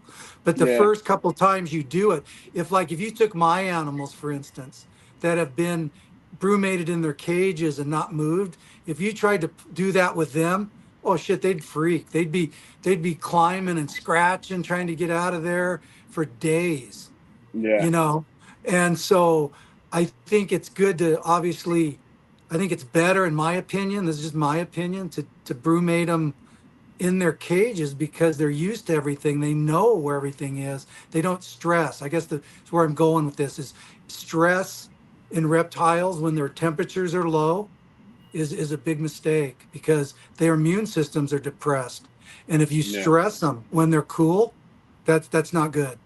And if Yeah. any little thing that's wrong, respiratory or anything, it's going to come out, and because they can't go get warm and fight it off. And Yep. and I know people have been successful that do that, so I'm not putting them down. It's just that it's just that I think it's better to do it the Well, other way. it's But it's an odds game. I think that's that yeah, again. It goes back to like going to the casino. Do you want to take that chance? Yes, it could work. It's very possible, but I'd rather have the absolute best odds, and I think that's what you kind of do there is giving them everything they want and need. You're going to have better success. The odds are going to be more in your favor than the other way around. Than trying to play the in between game. That's yeah. what I'm. And but anyway, like I said, I've just been lucky, and I obviously put a lot of time into it. But not having anyone telling me no. So I've been lucky that way. But I don't know how long is this thing go on? I'm just curious. Our podcast. Well, Alex has more. We gotta get Alex a couple questions in there. Yeah, I like I know said, he's I've Well, been it talking. depends on you. If you're running out of time, we could, jet through it. No, no, I'm not in any schedule here, Alex. But like I said, I've been doing most of the talking. So why don't you guys, if you have questions or anything, well. I'd This be is about happy. you, Walter White. We're here for you. No, no, you know. So I You got know, one. it's funny because people would know me up that knew me locally would refer to me as the ghost. The- Because I don't, I to be honest, it's like I did it for me. I didn't want to sound selfish, but I liked the animal. I did it for me. I wanted them. I wanted to breed them. no, I didn't no, care if anybody knew what I had, and I think that's part of that's wrong with the reptile hobby today. There's people out there that the animals, they want rare animals just to show them off. It's like, hey, look at me, I got this, or you know what I mean, like I agree. some kind of playing card or something. It's like or trading card. It's like, it's not. It was never about that for me. It was always about just enjoying them, and trying to be breeding them, um, and just everything about them. And like Johnny said, I've always been into behavior of reptiles. That's like when I see guys like Tom Crutchfield with what he's got going on down there with those croc monitors and stuff. it's like I got, you got to hand it to a guy like that. He's just on a different level where he understands the animals, and not just their physical needs, but mentally. I watched a YouTube video about him the other day about how it's harder for him to acclimate a croc monitor that's been in someone's collection than one that's taken from the wild. Wow. And that says a lot right there, because they're smart animals and they learn that from the wrong things from the first keeper. Not that the first keeper was really doing anything wrong, Hmm. but just not understanding him the way that he does. Yep. And The the keeper animals and the I kept. work, yeah, and the animals I work are completely different because they're pretty tame to begin with. So I don't Yeah. have to worry about losing my fingers or my hands. But I've always been into behavior. In other words, how do I say this? It'd be better for me to have a $30 snake in a $500 cage than a $500 snake in a $30 cage. In other words, I want to see it do what it does in nature the best I can. I can't provide every animal for the full room for itself, but in other words, I try to duplicate what that animal needs to be comfortable in Yeah. captivity. No, I And think and if that's great. and if people do that, the animals, if they feel comfortable, you're going to have way better success ratio, whether it be a snake, turtle, lizard, doesn't matter. So, Yeah. So well, talking of behavior, there's a study that female shinglebacks can recognize the scent of their babies. Have you ever played with that at all? no, but I would think that would be true. I don't introduce them back to the mom, but like I said, I keep the babies with mom after they're born on the paper, until for a few weeks, and then I change the substrate back to aspen. But I noticed that they hang with mom. They'll follow mom to the food. It's very rare, I think, in reptiles that they actually, what is it, nurture versus nature, where most reptiles from the day they're hatched, they're on their own. They're instinct only. Where shinglebacks probably could survive that way, but they do learn from their mother. They follow her to the food. And I've got videos of them just mowing down babies right next to mom. And so, and they lay on her, they lay next to her. Where she goes, they go. So I keep them together, until the fall when I start the cooling process. And then I remove them, from her. And also too, since the females, I feed the babies obviously more than on a feeding schedule than the adults. I'll feed them like every other day. And Mm. and by doing that and keeping them with the mom's lost all the body weight, um, from having the babies. Um, they can have up to, I think it's 50%. I think I had this one female that was like, I want to say she was about 500 grams. She wasn't real big, but one baby was 129 grams. The other one was like Wow. 119 grams. It was like almost half of her Yeah, for body weight. weight in those babies. So by keeping them together and feeding them on that, amplified feeding schedule, it puts weight on the mom, but it also, those babies need to be fed a lot more than say the adults. Because I'll feed like every fourth day. I know some breeders every week, but I usually do it every fourth day. No, it makes sense. I feel, in the wild, they gotta be able to really, almost in a sense, gorge themselves before winter comes, because in captivity it's different where we can kind of manipulate, whereas in the wild they have to really really kind of build themselves up, and before they get winter. So I think that it does make sense that you feed them more, and obviously they're growing, so Yeah, exactly. They're growing, and the bigger and stronger you get them in that first season, the better they'll be. Better, animals they'll be. If you, I fed them once a week, they'd be eating the.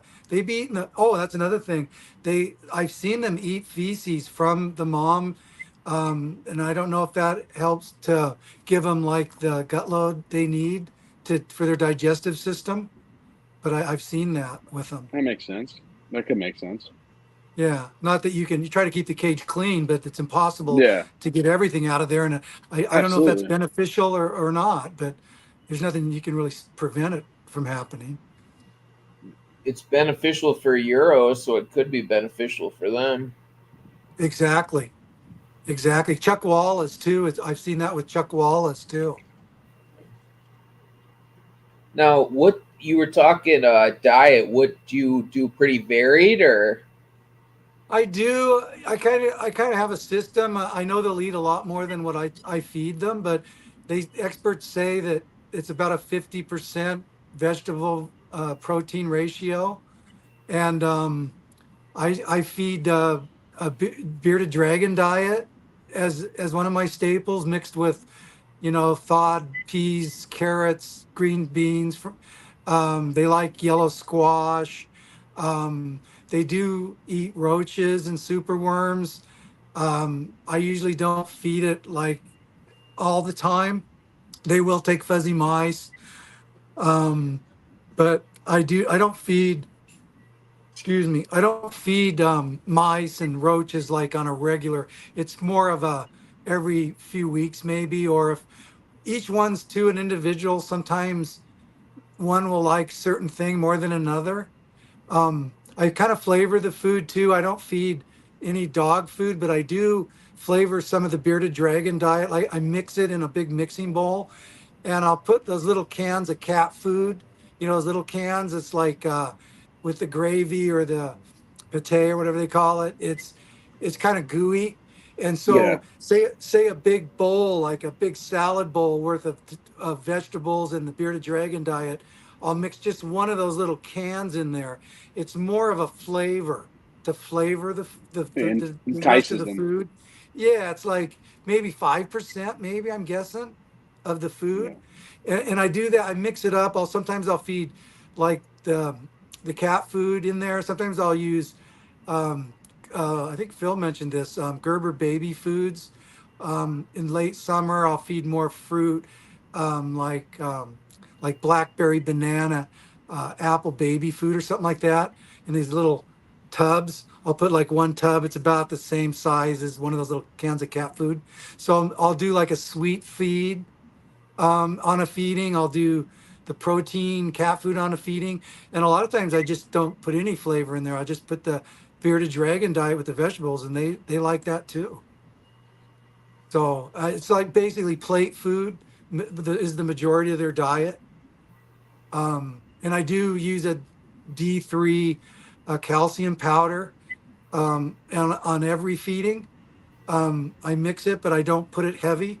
Rather than do it heavy like once a week or whatever some people do, I put it Mm, on every feeding, but not heavy. But it's in there. yeah. And but the diets. Reason I think the diets are good is it's a complete diet designed for reptiles, and it has a lot of fiber in it. And I think, and like I said, I am no expert by any means on diet and anything like that. I just learned from experience. But, and not every animal in my collection is like this, but when you get the stool that looks like it's a stool, that's a Mm, good thing. You want to see that. You don't want the runniness, and it happens, depending on what you're feeding them. I do feed Repashy diets too. I like the grub pie. It's a it's a superfood. I mix it in. It's like an insect supplement. So I'll put that on top, like on the plates. I have these little trays.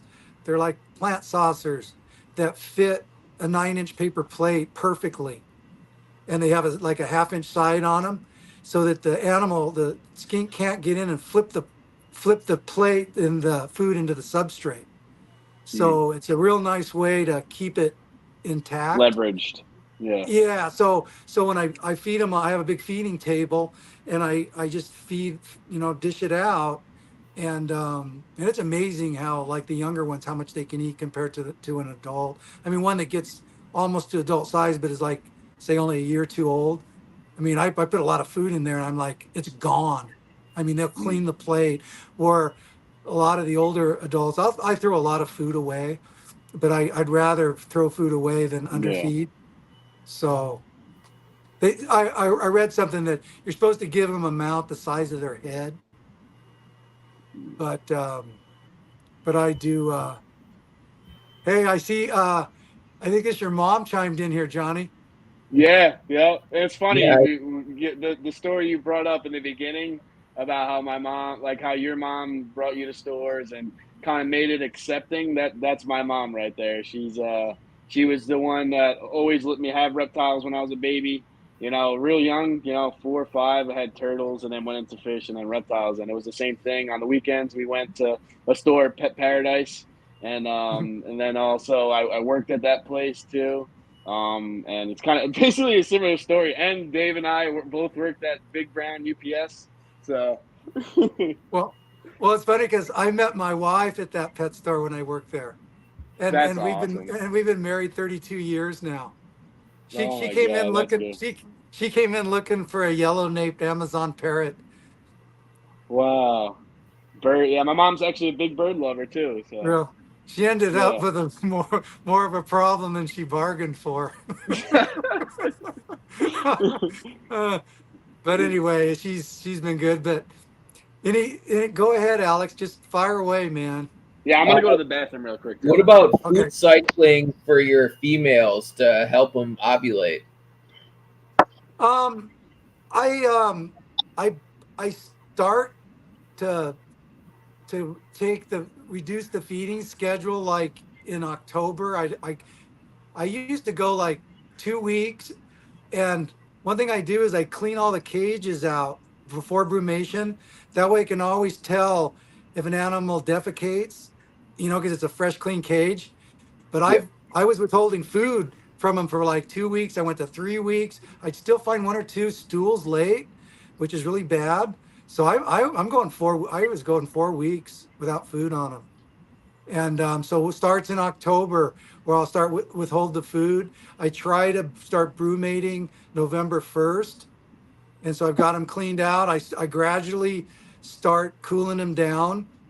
And I don't do it, really fast, but I've never really taken them below like try to keep it around mid 50s. My room fluctuated a little bit, obviously with outside temperatures, and it's not set in stone. Like if we have like a very warm November or something, I might go 2 weeks longer. You know what I mean? So it all kind of depends on, but just start like with the heat pads. Like I will shut the heat pads off. I'll leave the basking light on for maybe for another. So it's a progression. I don't just shut all the heat off, and then I'll just leave the after the heat pads are shut off for a couple weeks. I'll just leave the basking lights on maybe for a couple weeks. Then I'll turn the basking lights off. Maybe leave the ambient room light on for another week. So it's kind of a progression. And another thing I've always done is my ambient room lights always come on at least 30 minutes to an hour before the cage lights. So what that does, it kind of creates like Sunrise. a dawn. And I do the same in the evening where the cage lights go off at least a half an hour to an hour, usually longer than the morning. And I'll extend the ambient room lights sometimes an hour or two past when the cage lights go off to create like a dusk. Mm, So it's kind of not just boom, they go from darkness to, oh, I got a heat lamp on me, mm. you know. so so I think It's a that's kind of conditioning. helped, but yeah, Yeah. it's just kind of it's more natural that way, and it's easy to do because everything's on timers. So you just can do your timers, have your ambience lights on one circuit, your cage lights on another circuit, and then I have my heat pads, they're on another circuit hooked to a thermostat. So when my cage temperatures get high, those heat pads go off. So that cage temperature doesn't get too high. The lights remain on unless like I mentioned before, if it's winter or I mean hot summer, I'll go in and turn everything off and just leave the ambient room lights on. Bring the ambient up on the cooling stat to like 86 to 80, whatever. I don't want it to go over 90, so I start at 86. But there's days where it'll go up to 88. Try to keep it under 90. That's without any heat source. So, but then, like I said, I brewmate from November, December, January, and I've always warmed up. I've always, same with my diamond pythons, all my Australian stuff. February 1st is when I start turning the lights on.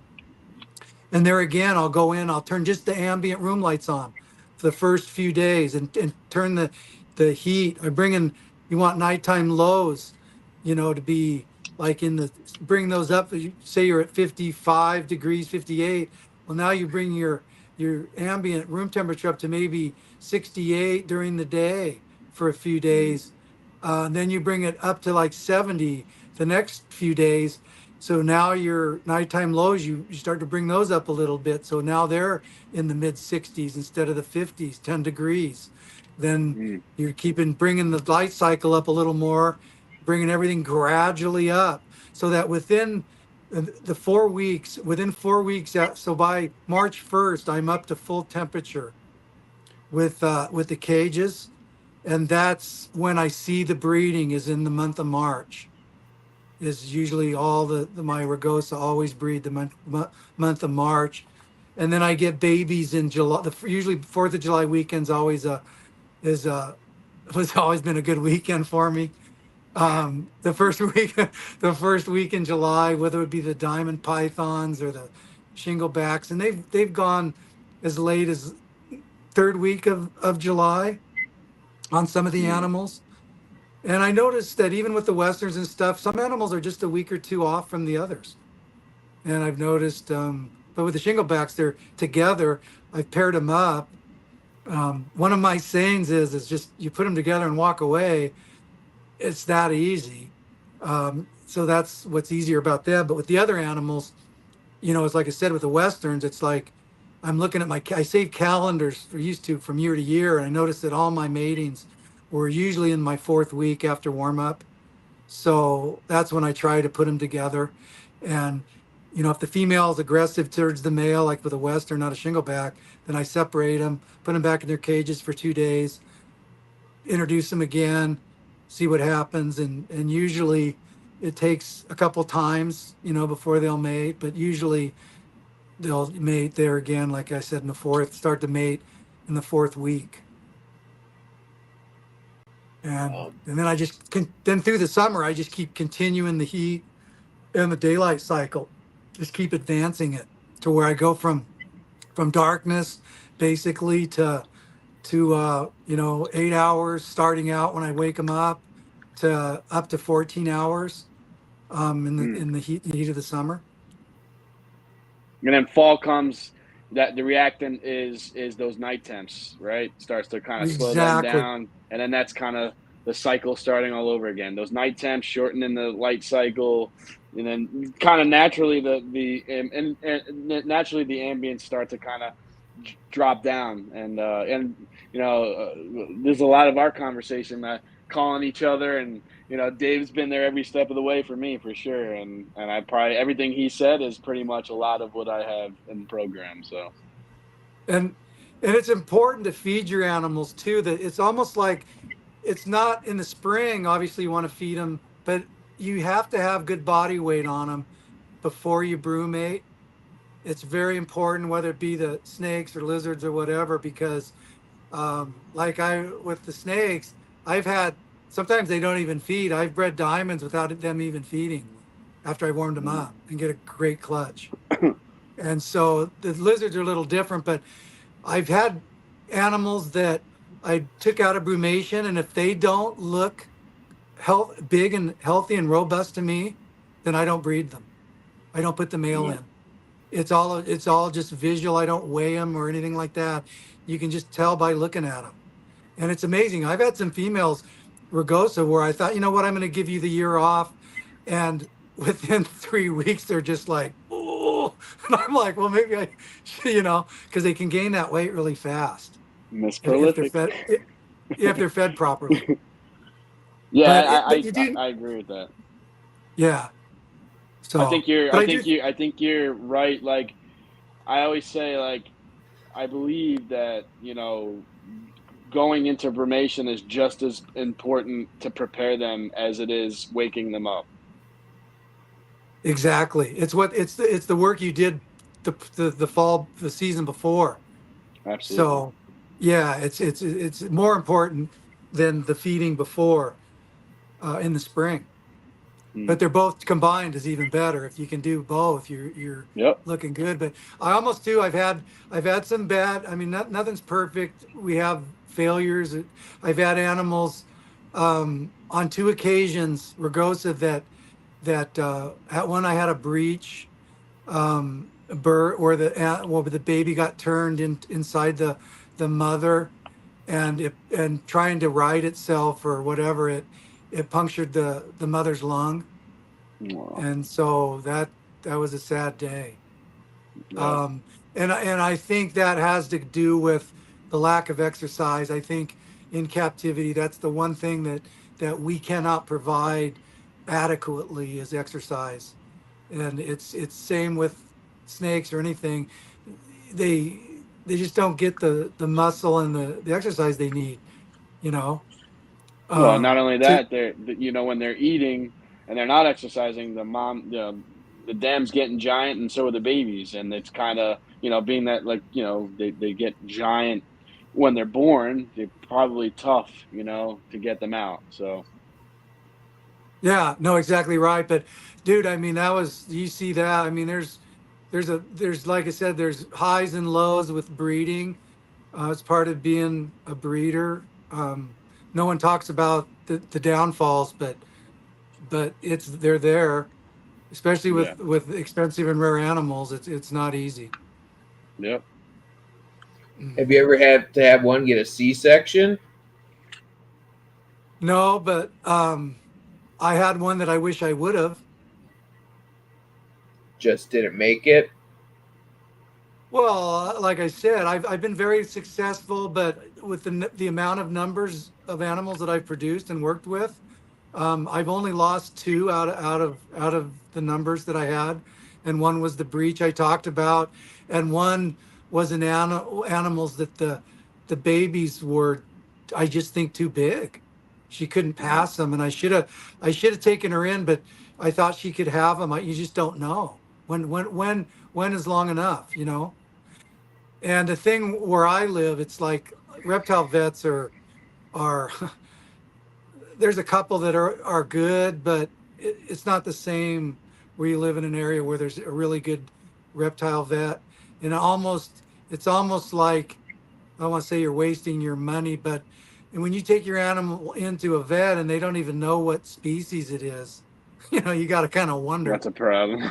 And then and Uh, I took yeah, and I took one to one time where I could tell the vet just went in the back and went on his computer to try to figure out what to do. And I'm not saying they're all that way, because there is a couple here that have been around a while, but since COVID, it's been very, very difficult to get an animal in. And mm, and maybe it's changed, but this happened to me during the COVID, and so it was a nightmare. But we all learn from our mistakes. Like I said, it's you know you got to prepare yourself a little bit for that before it happens if you want to get into breeding reptiles. just I don't um know. My thing is like I get like Mhm. thinking about this. It's like when is when though. That's the tough part. I feel where I'm nervous is when is it time to say, hey, I think we need to take her because it's like if it isn't and she has time, and then you're going putting her through all that, getting a C-section, and the babies were still premature and had time. That's where I'm like I'm always fighting myself. Like what if this does happen where I know it probably is, but where do I go from here, and when's the right time? well, I would That's say the after tricky the month. part. I would say, like, mine, I think, happened at the very last week of July, and I told myself that I won't go past July because I've never had a baby born past July, ever. Mm, So if it's the fourth week of July, at least on my schedule, when I warm up, if she hasn't given birth by then, you need to take the animal in. But in your case, John, you have a nice vet that you've working with, and you've even had the vet come to your facility, which yeah, she to comes. me is, Yep. is is it doesn't get any better than that. And so that's one thing I really like about what you're doing there. is you've got that's taken it to the next level from Yeah, what and I I was think, able to do here. and the thing is too is like Mm. that's where my mindset is. Actually, I was talking to a friend Jeremy about this last night. Is, in my opinion, two things, and I know we talked about this too, Dave and Alex, that the one big thing is if I can spend the type of money I spent on these animals, the fact of the mindset is if I can't do those type of things, then I feel there is wrong there. And then the other side is caging too, is if I'm spending this type of money on animals, I feel like you should give them everything they want and need. And I think obviously there's both spectrums too. If obviously if the animal's a little cheaper, I feel that it doesn't matter. I think that, my mindset is to give them, everything, they need. And that's the next step of my life is, I feel that if I can do what I do to those animals and then stick them, in something that's not really appropriate for them, I just feel, it doesn't do them justice. I feel like, it's taking that extra step, especially with the vet. And the thing is, I don't like bringing my animals to the vet. I feel like that's another whole other stressor. So, hey, if I can get the vet to come in, take some CBC, some blood work, and kind of go to her lab and see what's going on. If the levels are off, and it's that extreme, let's make a move, And I think that that's kind of what I put here is, for sure. Not I wouldn't say once a month, but every few months I have her here, and especially at the end of the summer and during wake up. I think that kind of getting health checks and getting the looks, and she'll go in, she'll look at the eyes, she'll open up the mouth, and then literally before she comes, I'll like back to the behavior thing. Dave is I start to look at behavior and I say, hey, let's just get a blood work done on this girl. Let's get a health check or a little physical going on right here. And then if it gets to that point where it's really extreme, we make the move and go to the vet. Well, like I said, just from my experience, July is the month for those babies, and if you're in the fourth week of July, that's when my mishap catastrophe happened, and that's as far as I would go. I mean, it's Yeah, obvious they're holding makes babies. sense. There's no denying Yeah. that. So you're better off to take her in, and like I said, in your situation, you've got a good reptile vet there, so you don't have anything to worry about. I mean, you Yeah. have something to worry about, but you don't have to worry about the vet. Yeah. Where like we're here, it's like, and it's not really about the money because to me, you know, I have I have a $20 lizard right now that it has an infected foot. Well, it's not about the money. Yeah, I It agree. doesn't matter. I don't want to I don't want to see anything um, get be in pain or have a issue. It doesn't matter about the money. It's just it's an animal.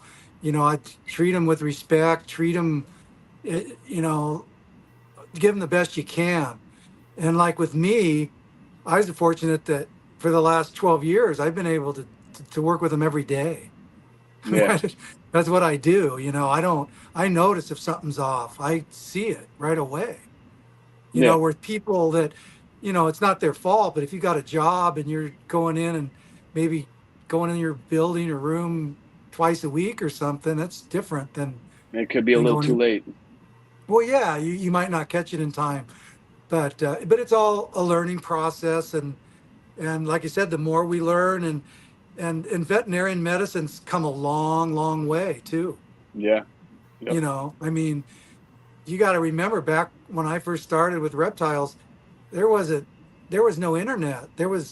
We were members of like NOAA, North Ohio Yeah. Association of Herpetologists, out of Cleveland, and Chicago Herp Society, and they had newsletters that they'd send out monthly newsletters, and you could post your animals for sale on the back. It would take a month.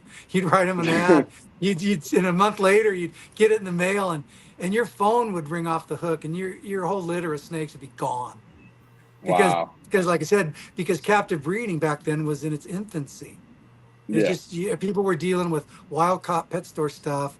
So if you had animals like with my source, like through Ernie Wagner, where I got Dumerel's boas and some of these animals that I'd only seen in books, and I was able to get my hands on them.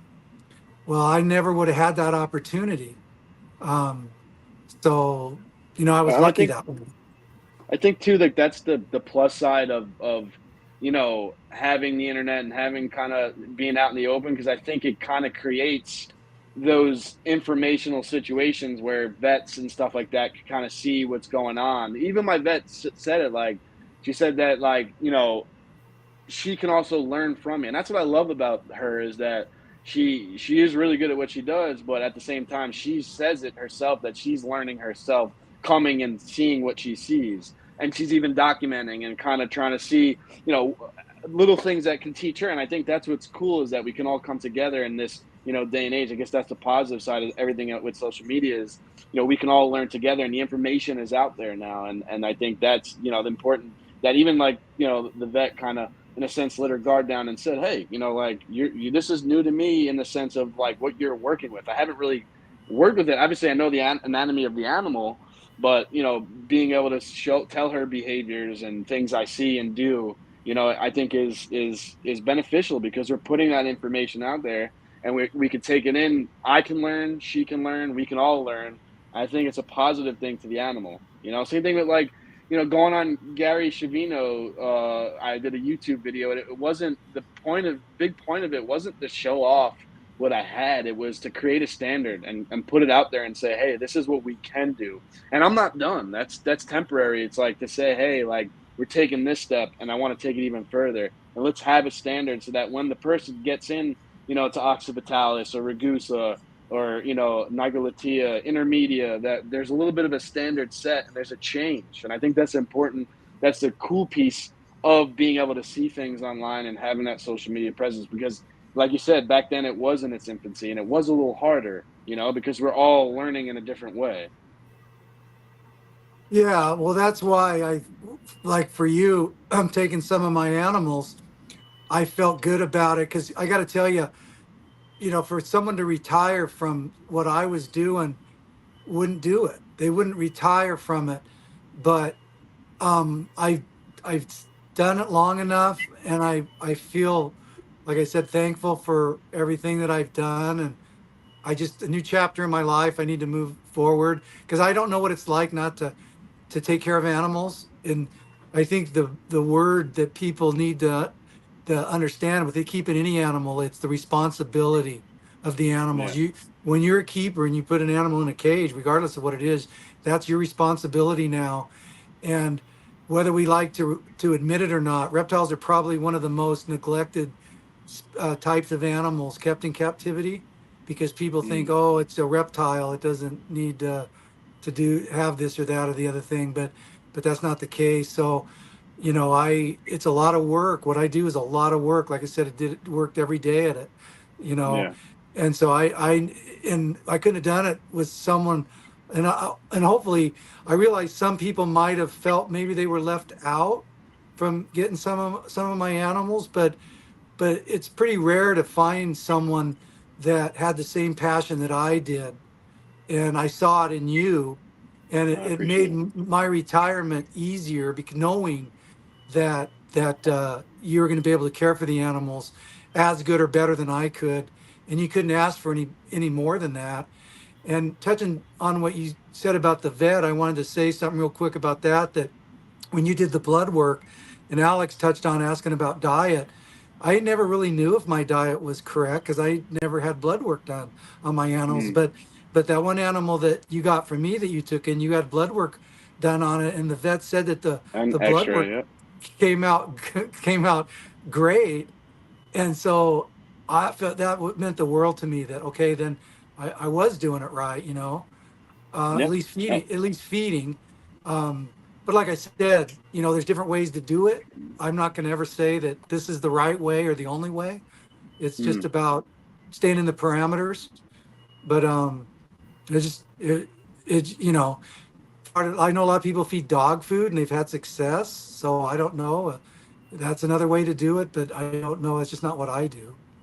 Yeah. I mean, there could be a common ground in a sense, Uh, I use, and I don't use it all year round, but and I want, before we get into that, I do want to say it is a two-way street, Dave. Like I am beyond grateful that I had the opportunity. I think it's it's really appreciated, and that you believed in me.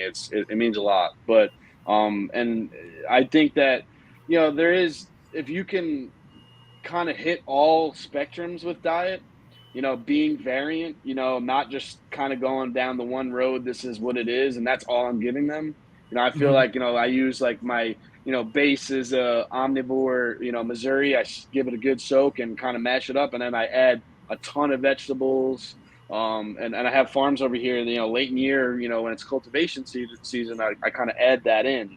And I believe if you can try to always varying it up, and then, like you said, here and there throwing a mice or a quail, bugs, and I think the most important, the thing I'm learning too, well, and I've kind of understood is how important, to be able to, gut load your, insects, the most proper nutrition, like being able to go in there and say, hey, like treating the insects as if it's your reptile, because I think what you're feeding them is so important and nutritious to what you're feeding to your animals. And I think that plays a big role too. So if you can kind of connect all dots with diet, I think that you have much more success than just kind of feeding it the one thing. But I can never say, I'll never say, like you just said when you started it, Dave, is you can never say that this is the way it should be. That's it. You got to have that mindset of like, well, maybe this could be, something important. Let's add it, and see where, what you got. And then again, you can see, how they're pooping. I think if you Yeah. could see a nice kind of moist stool that's not, hard rock solid, and a nice white cap, urate. Yeah. I've learned that from you, Dave. If you see a nice white urate cap, your animal's doing pretty good.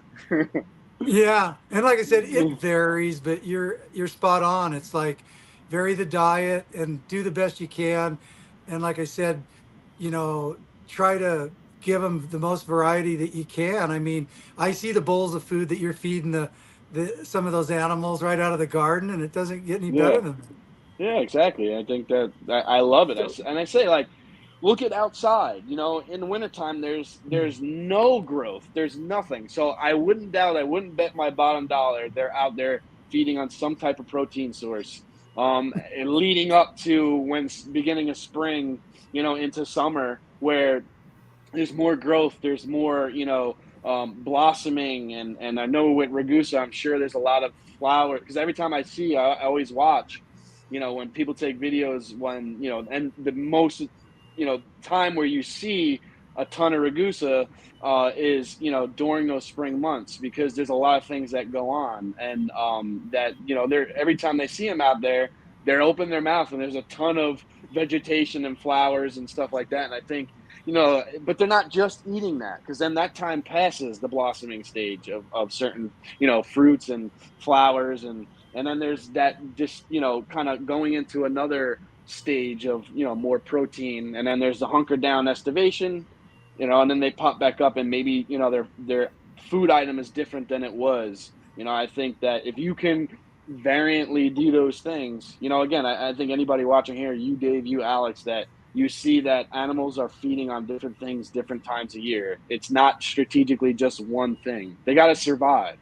So, exactly, that's like with the fruit I feed. I do usually feed more fruit in the fall because you're not going to find fresh fruit in the spring, right? mhm, But I agree. yeah, no, it's interesting. Like I said, you can learn from the animals. That's part of it. And like I said, the vet work that you're doing, man, that's part of the project. That's why I said it's the environment that those animals are in your collection. That's just a smart way to go, to have that veterinarian care right there if you need it. Yeah, it's like, I That's just look something at that, it. Go ahead. yeah, it's just something I couldn't provide here for them Yeah, from my it's not location. easy.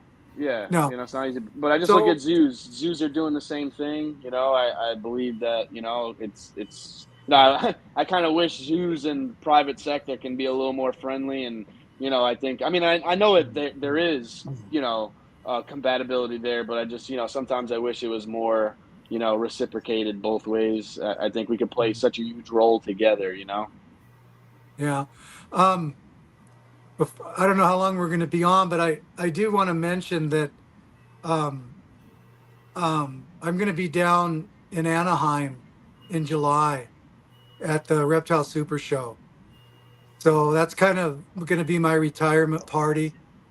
Um, I'm anybody's welcome to come down, but I have a few animals left. I was always male heavy in my Rugosa project, so um, Shinglebacks obviously make good pets. They have that pet quality to them. So I don't. I will have maybe a couple pairs available, but I have a couple orders I have to fill yet. I don't know exactly for sure how what I'll be taking down there, but I am going to be male heavy. I'm going down with a good friend of mine, Michael Beach. He's going to come down just mainly to help me with the vend down there. So I've done the Pomona show a couple times, um, and but the Anaheim show I've heard really good things about it. So I'm excited about going down there. Good, good. I'm happy. I think it's good for you, Yeah. Is Alex. there anything specific you've learned throughout the years to help current and future breeders? One thing is not to give up. Mm, I definitely. had like with my Gilas, I was throwing fertile eggs out in the burn pile. And, and back then they were pretty rare to be bred in captivity. But I didn't give up, and I would just reach out to people that knew more than I did, and keep moving forward. I think a lot of people, if they don't, if it's a money thing, like, oh, I got to get my return on this project, I got to make this money. Don't look at it that way. Don't even get animals that you don't like to keep. In other words, if I've done well with what I've done, but I would be keeping the reptiles even if I wasn't making a dime off them, just because it's in my blood and I like them. So I would say the best advice I could give is get animals that you like, Yeah, and keep them because you like them. And if you can make money on it, then that's great. You know, but don't get into it just for the money. I mean, I don't know. I see there's a guy that videoed the entire Tinley Park show. It was like 4 hours long. Okay. I watched it. And I have nothing against ball pythons, but there were so many ball pythons there. It's kind of disturbing when you see animals that aren't even babies. They're like 3 year olds, 4 year olds. There's just table after table after table of these things. And it's like, where are they going to go? Where are they going to There's not enough collectors or people that are going to buy those animals. At least in my mind, I just wonder. It's like, you know what I'm saying? It's kind of weird. yeah, I don't understand that. How could yeah. there? You know what I'm saying? Maybe I'm wrong and to look at it that way, but I don't No, get that. no. I understand what you're saying. It's And it's and it's ball the pythons direction. make Yeah, and ball pythons make great pets. Don't get me wrong. I think they're Yeah, great pets. And they're great first time snakes, but it just seems like why breed something if there's an overabundance of it? It's like zoos. Zoos don't breed anything. If the other zoos don't want it, they're not in the pet business. They don't produce animals to sell to the private sector. They'll stop yeah, breeding them. yeah. But now No, I've heard of that.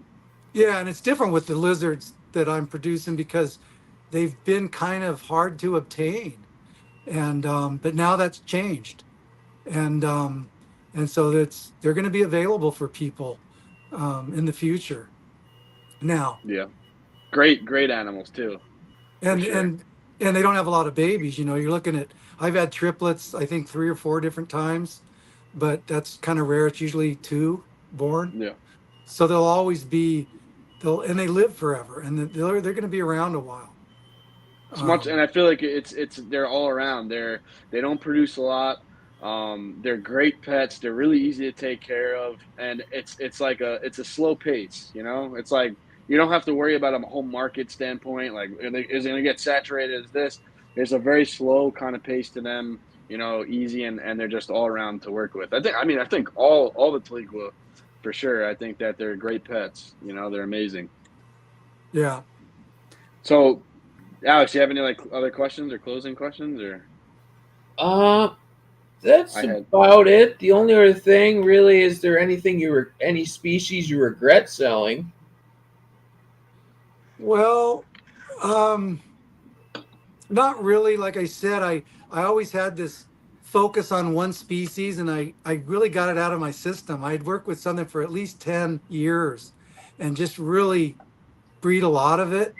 And but when I'm done, it's kind of funny. Like for Gilas, for instance, it's like that was to me was the neatest lizard in the world, and I couldn't get enough of them. They're cool. And and now I see them, and and they're cool lizards, but it's just different now for me. And it's Mm. kind of the same way with the skinks now. I took it to a level where I can walk away now. Um, but one thing I do have to mention, though, since you touched on this, is not just me, but other breeders that are successful. I've talked to other breeders about this, and it's more so with snakes that are more prolific. It's where do they all go?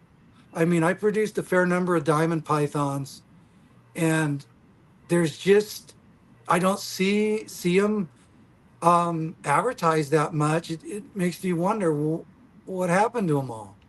And other breeders say that too. You know, you crank something out. I know things go in cycles. You know, like dwarf monitors, for instance. You know, you won't see say named Kimberly monitors or any of these species. Love There's them. years where you just didn't see it.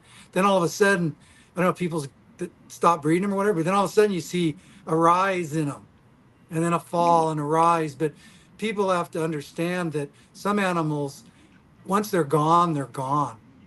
And the more that habitat gets destroyed and the more laws that come into place, take it seriously. Take the animals you have in your collection seriously, because Mm. maybe other than ball pythons, but you know, if you got something that, you know, maybe not that popular, but Yeah. still, you know, there's so many people now in the world, someone's after that species and it means something to somebody. And you know, Love but it, no, Dave. to answer your question, really, I haven't really, because I am the type of person, I got it out of my system. Trust me. You know, um, so but it's cool. Like I saw some. I think it was you, Johnny, that sent me a photo of a guy that was selling Stardust diamond pythons from Hong Kong with Mm. and it was an ad using my name and everything. But I never sent Wow. any. I never sent any over there.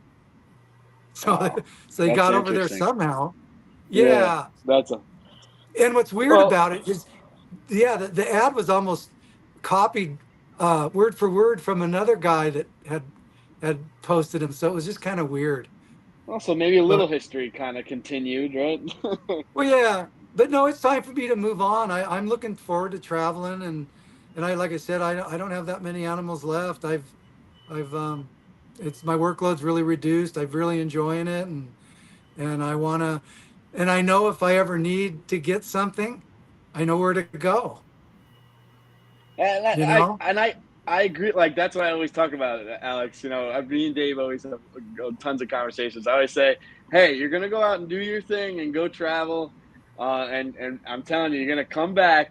And I know, I feel it. I know might not feel it now, Dave, but I know for a fact that one day he's gonna be like, you know what? I'm having the itch again. You know, he's gonna do it again. So Yeah. hopefully that itch comes. But I do believe, you know, you need to be free and you need to go live your life a little bit. And I think that's important. And again, reptiles will always be here. So, you Yeah. know, And if I do keep animals again, I'm not into breeding anything. I do not want to breed animals anymore. I'll mm, keep like a male of something probably if I want a display animal, and I'll be happy just to keep an animal or two. But I definitely don't want to be able to produce animals, have to sell animals, have to correspond with sales and all that. I am completely done with it. yeah, that makes sense And though. yeah, and so it's I think not. you'll appreciate it more too, in a sense. I mean, in a sense. Yeah, yeah. I mean, I never really. It's kind of it's sad in some ways. I mean, some animals I didn't get to have that hands-on pet interaction because I was more focused on on breeding and keeping And all everything the work that and all goes the into it. work and everything. Yeah. So we're like, in other words, I've always envied. I've been to people's collections before where they have like maybe two snakes, four snakes, and they're just happy with that. That's all Yeah. they need. And it's like I ask them, well, don't you ever want to get this, that? And they go, oh no, I'm fine with just these. And I envy people like that because that's the person I want to be now because I got this out of my system. No. And we all go through phases, you know. We all go Yep. through, Yeah. situations. So I mean, and Dave, I got one last question for you. Hopefully Yeah. you answer it and don't say. Hopefully we get an answer. But out of all the out of all the reptiles that you've worked with, what would you say is one of your best that you've all around worked with? Well, I would have to say the Rugosa Shinglebacks Uh, because that they, like I said, when I produced that first baby, I was like my knees were weak. I was trying to go for a water bowl and I would get distracted and I was like, wait a second, what was I going for? Oh yeah, you gotta do this, you gotta get that. I was flustered. I was just yeah, flustered, I know. We all and know that feeling. yeah, and so I mean, and I still get that. I didn't produce any this year because like I said, I'm getting out of it, but I still have some younger animals coming up that I'm gonna still sell and some other animals, some surplus males, but no, I still get excited, but not as excited, but I think any breeder will tell you if you breed enough of something, it kind of gets repetitious. And Yeah, it's not that you don't respect the animal anymore. It's just that you're just used to it. yeah, You just used to it. But I agree. no, and the thing is you're getting there. I mean, you have a nice collection there, John, and you're and I know that you've got what it takes to kick the can down the road. And Alex, Well, I wish you the best too. It looks like you've got quite a few animals there. What you've obviously been successful, correct, on your breeding? Yeah, I've looks like done it. really well with the Northerns this year, and hopefully next year I'll get the blotch going. But either way, I'm not arguing. I trying to prove out some new mutations that I popped out and some projects I'm working on with John on the side and seeing what happens. Well, good for you because regardless of what species it is, it was Iron Giants for me when they were first imported into the United States. When I was getting captive bred babies that were born in captivity down at the reptile wholesalers. I got four, raised them up, ended up being 2.2. Bred them. It was pretty simple for me that first time. But when I got those babies, when they were born, there was something about that was just on a different level. When those little babies were born, Yeah, you just see them, and I remember putting some dog food out there to see what they'd eat, and I had them all together in this big cage, and they all just came. They're all just eating there, and I was grinning from ear to ear. So it's very satisfying. yeah. Very Live birth satisfying. too is a different level. Yeah, so I understand why people like to keep them and breed them, and they're magnificent animals. And like I said, it's a lot of work. If you just have a few, easy. But once you get to the breeder level and you have a few animals, it's a lot of work. Yeah. And I'm Well, glad you guys. I want to thank you for having me on. I This is kind of like my farewell, so Yeah, it was good. I know. I I'm I'm happy you came on, Dave, and I really this is a great podcast, and Alex and Dave, both you guys, I'm grateful, and I'm sure other people are grateful to just get some of this information, and I think this is what it's about in the hobby, is to be able to get together, and Dave's kind of leaving, and it's kind of sad, but I wouldn't doubt he maybe come back, but it's watching that stage of being a reptile keeper. Getting both ends. Someone that's taking it on and someone that's kind of leaving. I think we had a lot going on here, and I think it was definitely pretty cool to see. But grateful for you both for sure.